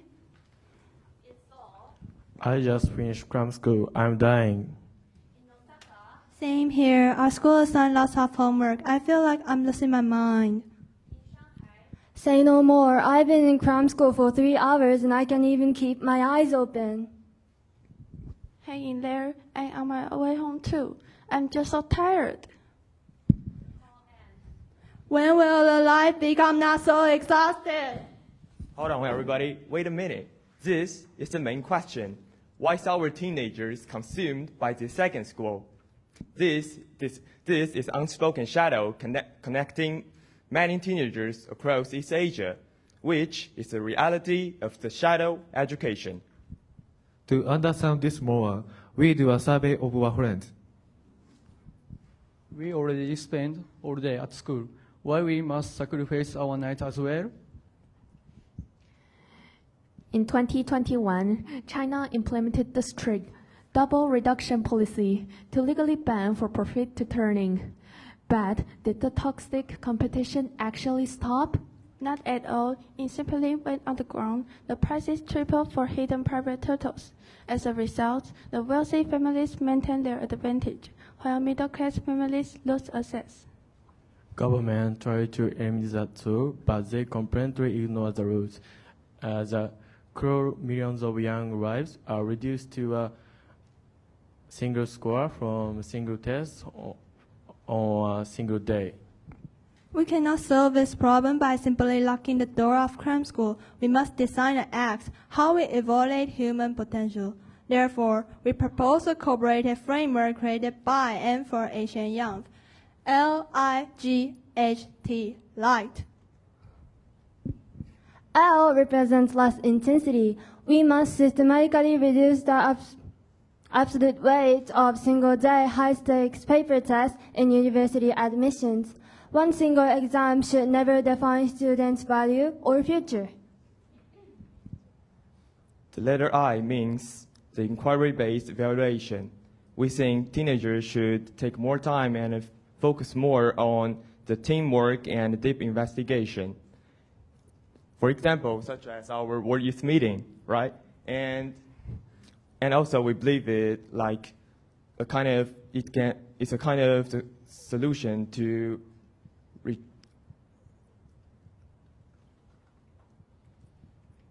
reflect the real talent and makes learning become meaningful.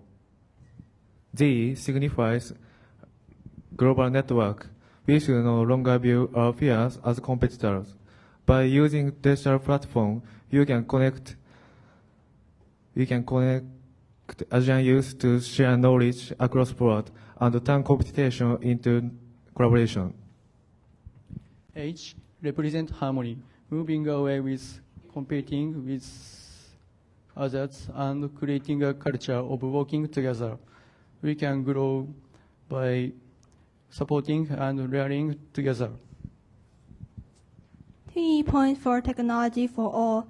Many children in remote areas still live without electricity or even books. We propose using renewable energy powered learning device with preloaded educational content so students can learn without electricity, internet, or printed books.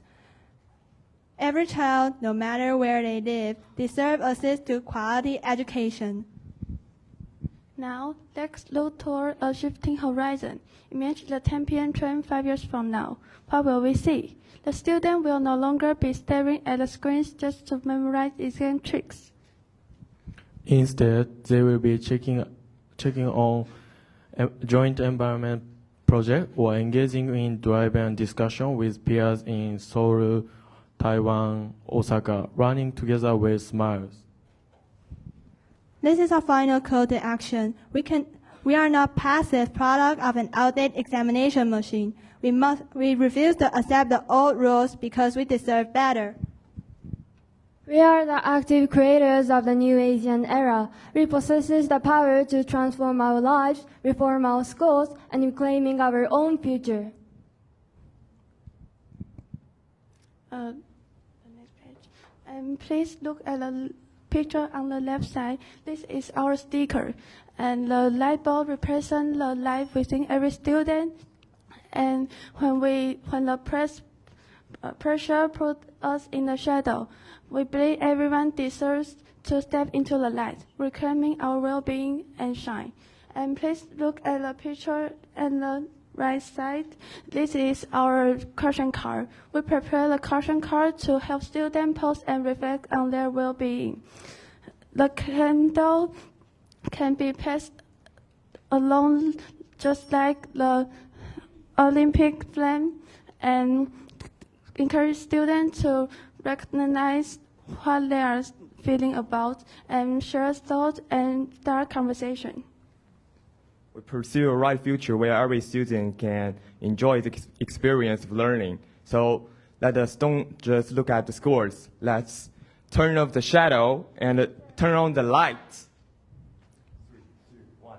Thank you for listening. Thank you for next question. So let's move to Q&A session. Okay, thank you for your presentation. I have a question. Do you know your action plan will not lower the student scores since cram school and exam were found to improve student scores? Thank you.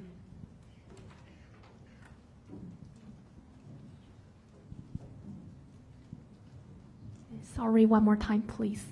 Okay, so how do you know your action plan will not lower the student score since because cram school and exam is made it for improve their scores?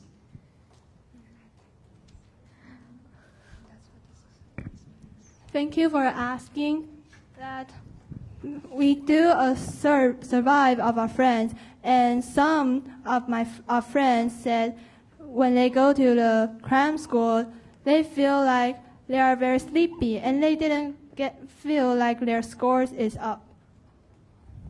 So, and some of my friends don't go to the cram school, but their scores is up too. So we think that happily learning is a better thing for a student to learn. Yes. Thank you for answering. Thank you so much.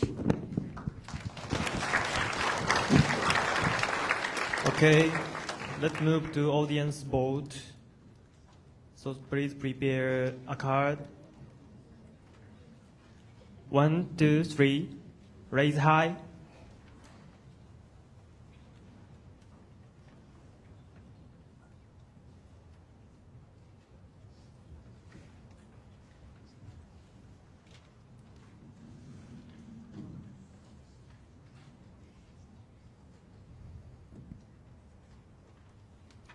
Okay, thank you everyone. Let's move.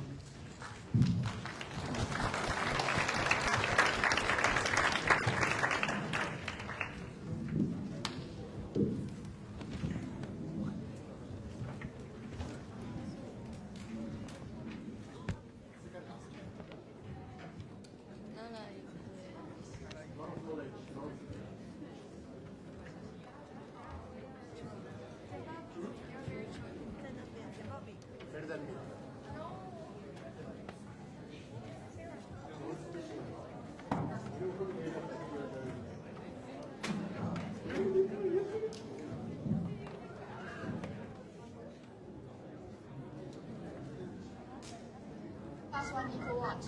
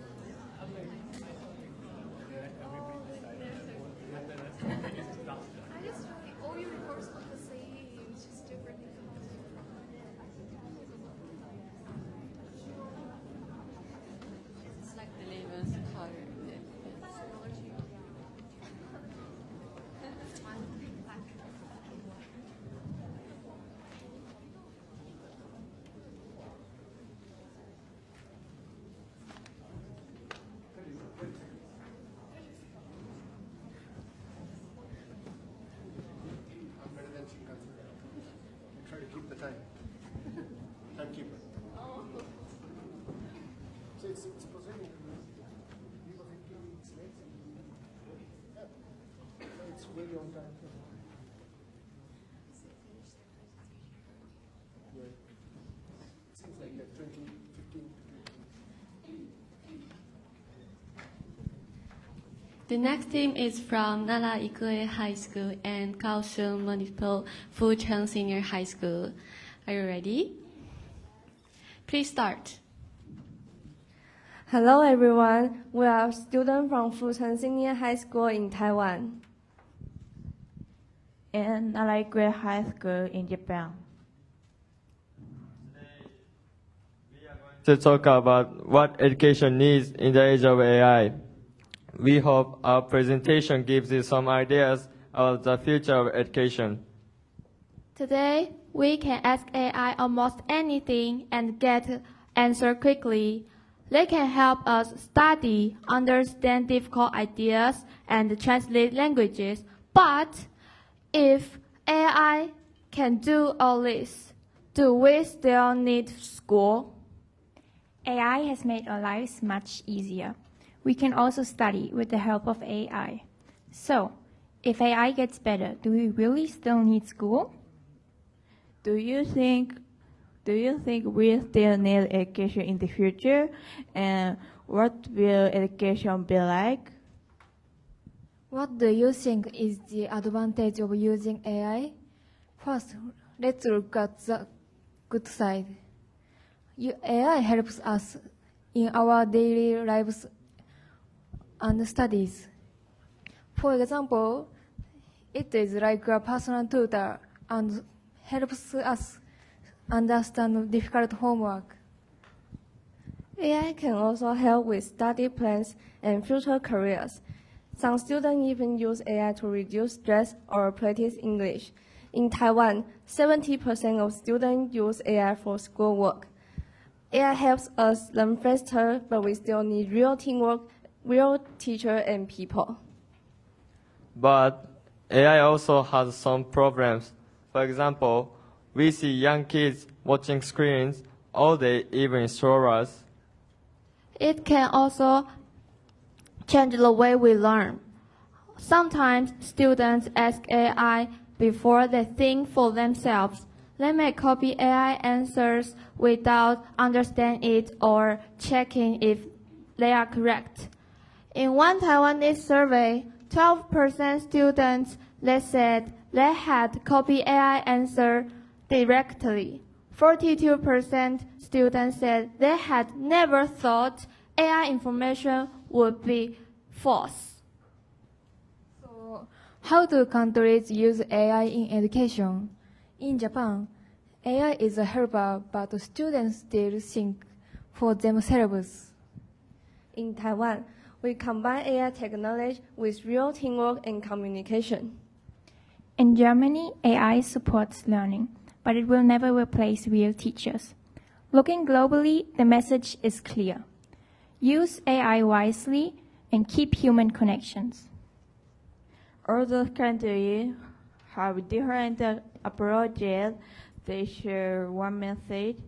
AI should support learning, but it should never replace human thinking or human connection. So what skills do students really need in the age of AI? What students need, the first is ask good questions. They can help us get better answers. Second is think carefully. Check if AI is correct. Third is use AI wisely. Don't depend on AI too much. The last is keep human skills. Communication and teamwork are still important. What teachers need? Teachers need new skills too. Teachers should help students ask questions, think critically, and check answers. Most importantly, focus on learning, not just the answer. We have discussed the necessary skills for the age of AI. AI has become an important part of our lives. So we hope our presentation will help you prepare for the future. We made a short video on Instagram to share our idea with people around the world.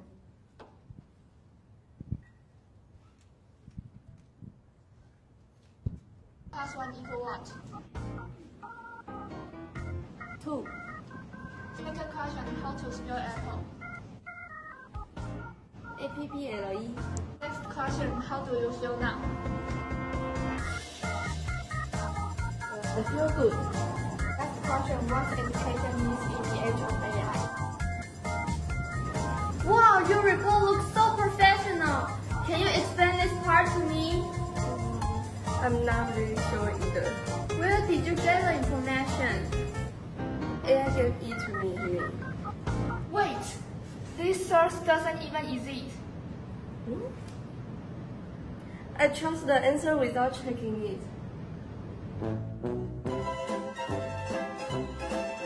Using AI is an important skill for us today.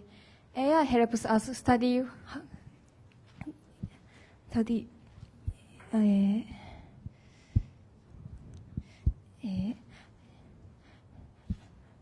AI is useful, but we should use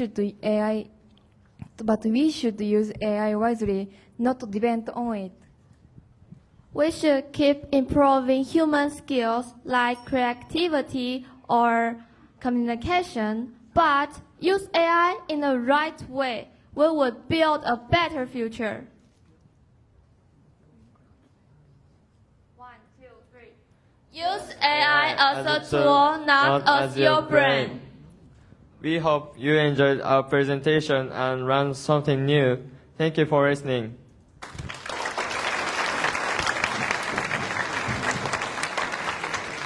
Thank you for your good presentation. Then let's move on to the Q&A. Thanks for your wonderful presentation, and I'm just curious about the future vision if people introduce AI into real life in your guys' way.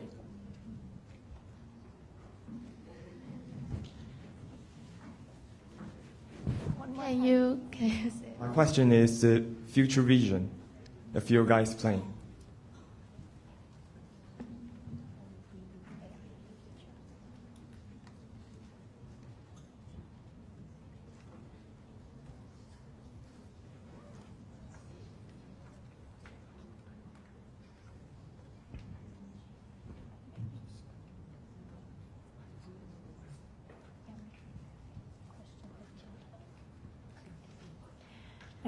As a student, you can use AI to answer questions that you didn't understand, or maybe some people have problems asking teachers questions, so they can ask maybe AI and see if they understand it better if AI explains it to them. Thank you for your answer.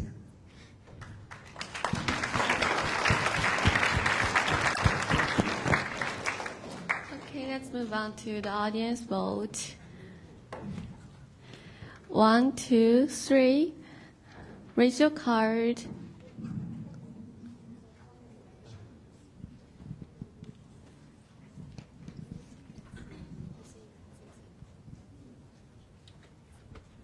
Okay, thank you very much.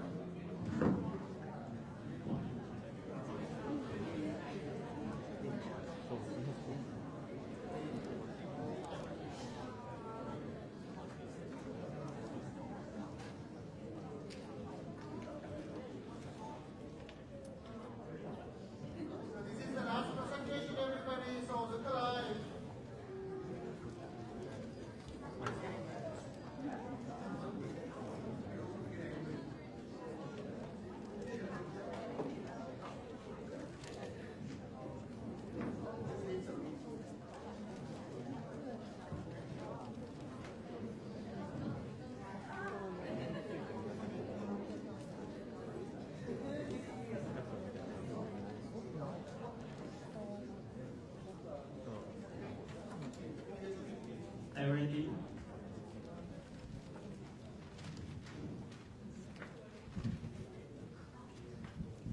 Please start. Listen up, guys. This will definitely on tomorrow's exam, so make sure to finish your notes before break. Well, see you tomorrow. Oh, that was so fast. How can I pass tomorrow's test? Same here. Listening to teachers talk makes me tired. I need a rest.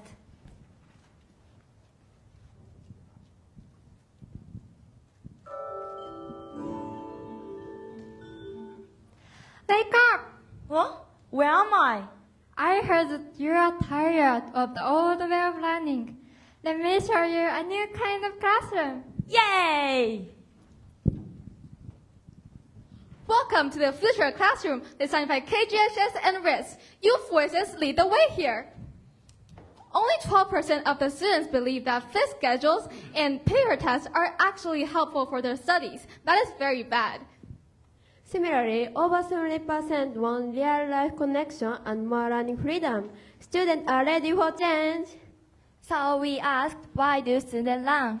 We found 3 key reasons: curiosity, real-world connection, and caring and sharing. Based on these, we designed a new learning cycle for the future classroom. First part of our self-learning cycle, being curious.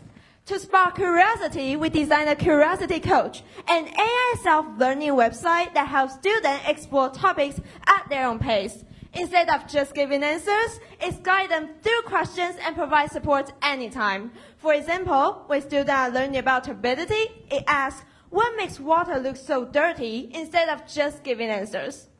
On July 14th, at Kaohsiung Girls High School, 25 students used this Curiosity Coach to learn about water pollution.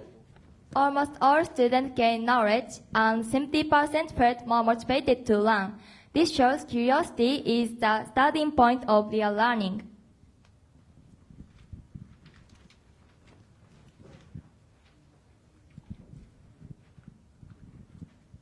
But knowing is not the same as doing, so part of our new learning cycle is connecting to the real world. Instead of written tests, students are solve real-life challenges through hands-on tasks. They try, reflect, and improve, building teamwork along the way. For example, after learning about water pollution, we tested the Dotonbori River in Osaka, checking pH and turbidity to read real water data.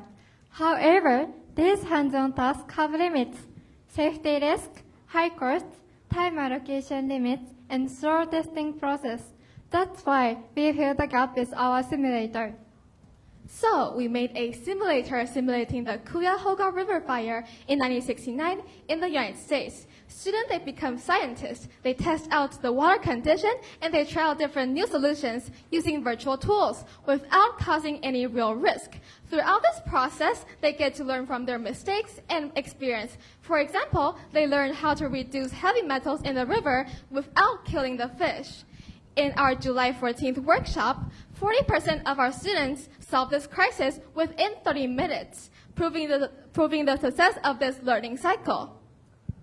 72% of students say the simulator helped them apply knowledge and allow to interact more with their classmates. After we learn and take action, we want others to understand. It is the part 3 of our new learning cycle, care and share. As youth, we care about the world, so we share what we learn through different kinds of works like videos, songs, and posters. By uploading them to the platform, we build a new learning community where everyone learns from each other. In the community, students become both teachers and learners. For example, we made a video to explain our water experiment, which inspired lively online discussion and new ideas. But real care means no one is left out. For those students without internet, we made a picture book, Drop Chance Adventure, about water pollution and printed it out. To send a message further, we contact the voluntary groups in Nepal where water pollution is a serious issue. We share our picture books and posters as teaching material, and through this action, our youth voices are reaching the world.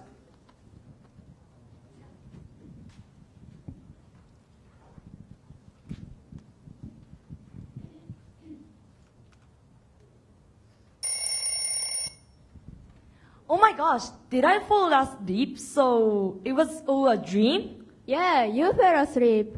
You know what? I just had an amazing dream. We used AI to spark curiosity, solve real-world challenges, and share knowledge globally. That sounds amazing. Let's make it come true.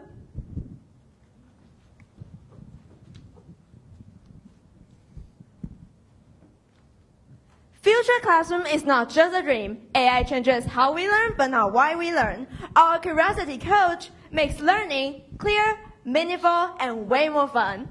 What we learn goes beyond tests. By teamwork, students get to learn how to solve real-world crises. And by sharing, our voices reach others, even those without the internet.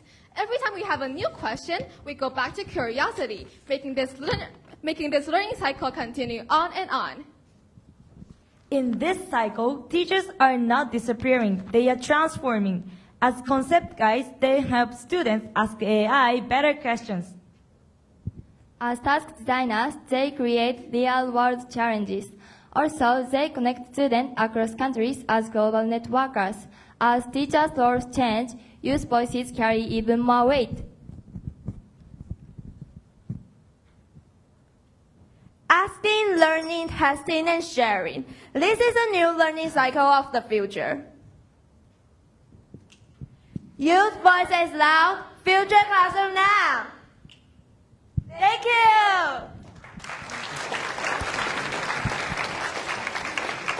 Thank you for nice presentation. Let's move to Q&A.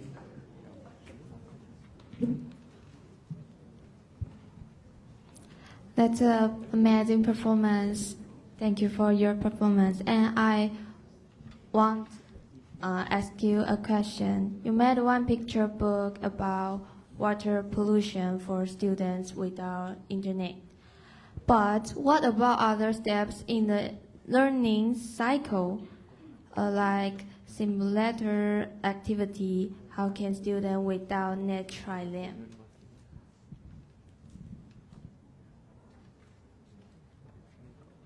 So I want to make sure that your question is about, because you want to ask that step 1 and step 2, how can kids with no electricity use this? Okay. So here I'm gonna connect it to step 3. Just like we said, we make the posters and picture books, right? So we're doing this because caring and sharing, and because kids with no electricity. So this learning cycle is not just for kids with internet, with electricity. No, this is a cycle for a student that's not just learning, but also helping others to learn more and to learn with more efficiency. So this is basically what I want to answer, but another one. So we also have a teacher as a guide, right? But I want to say we use AI, but AI is not the only character that can help us on step 1. Teachers can simply change their way, like asking more questions, like having more games, and making students want to participate in classes. And that's the way can change the learning cycle. Thank you. Thank you for your clear answer. Sorry. Thank you. Do you have?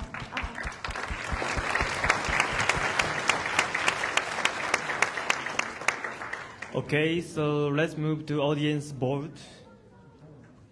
So please prepare 1, 2, 3, raise high.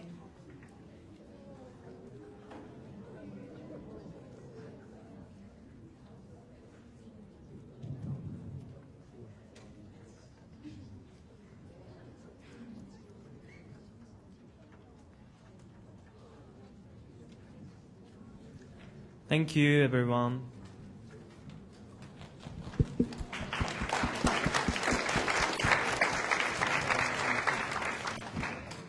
Okay, thank you very much, everybody. Good job. So let's give a big round of applause to everybody. Good job. And this concludes the basic presentation schedule today. So, yeah, that's the end of the presentation sessions. And we can stop the YouTube now. Okay, I'm going to give you some information. So please listen carefully. First one, every school, can I have a representative collecting the blue-red card, please? This one, can you collect this one in your groups? 各校のこのカードだけ誰か代表で集めて、持って、please bring it here and put it here in the white box now. Go. 誰か代表だけ一人集めて持ってきてください。Let's do it quickly, please. Yeah, it's right there. Thank you.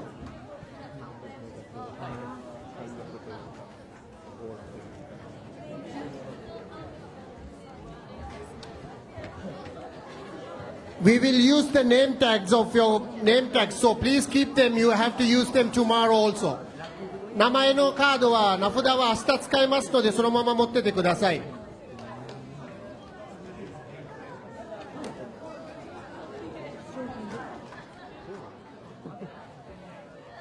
いいですか。じゃあその間に他の皆さん自分たちが座ってるところの荷物を全部そのトートバッグでもどこでもいいから片付けてください。中に入れてください。下にゴミあるかないか確認してください。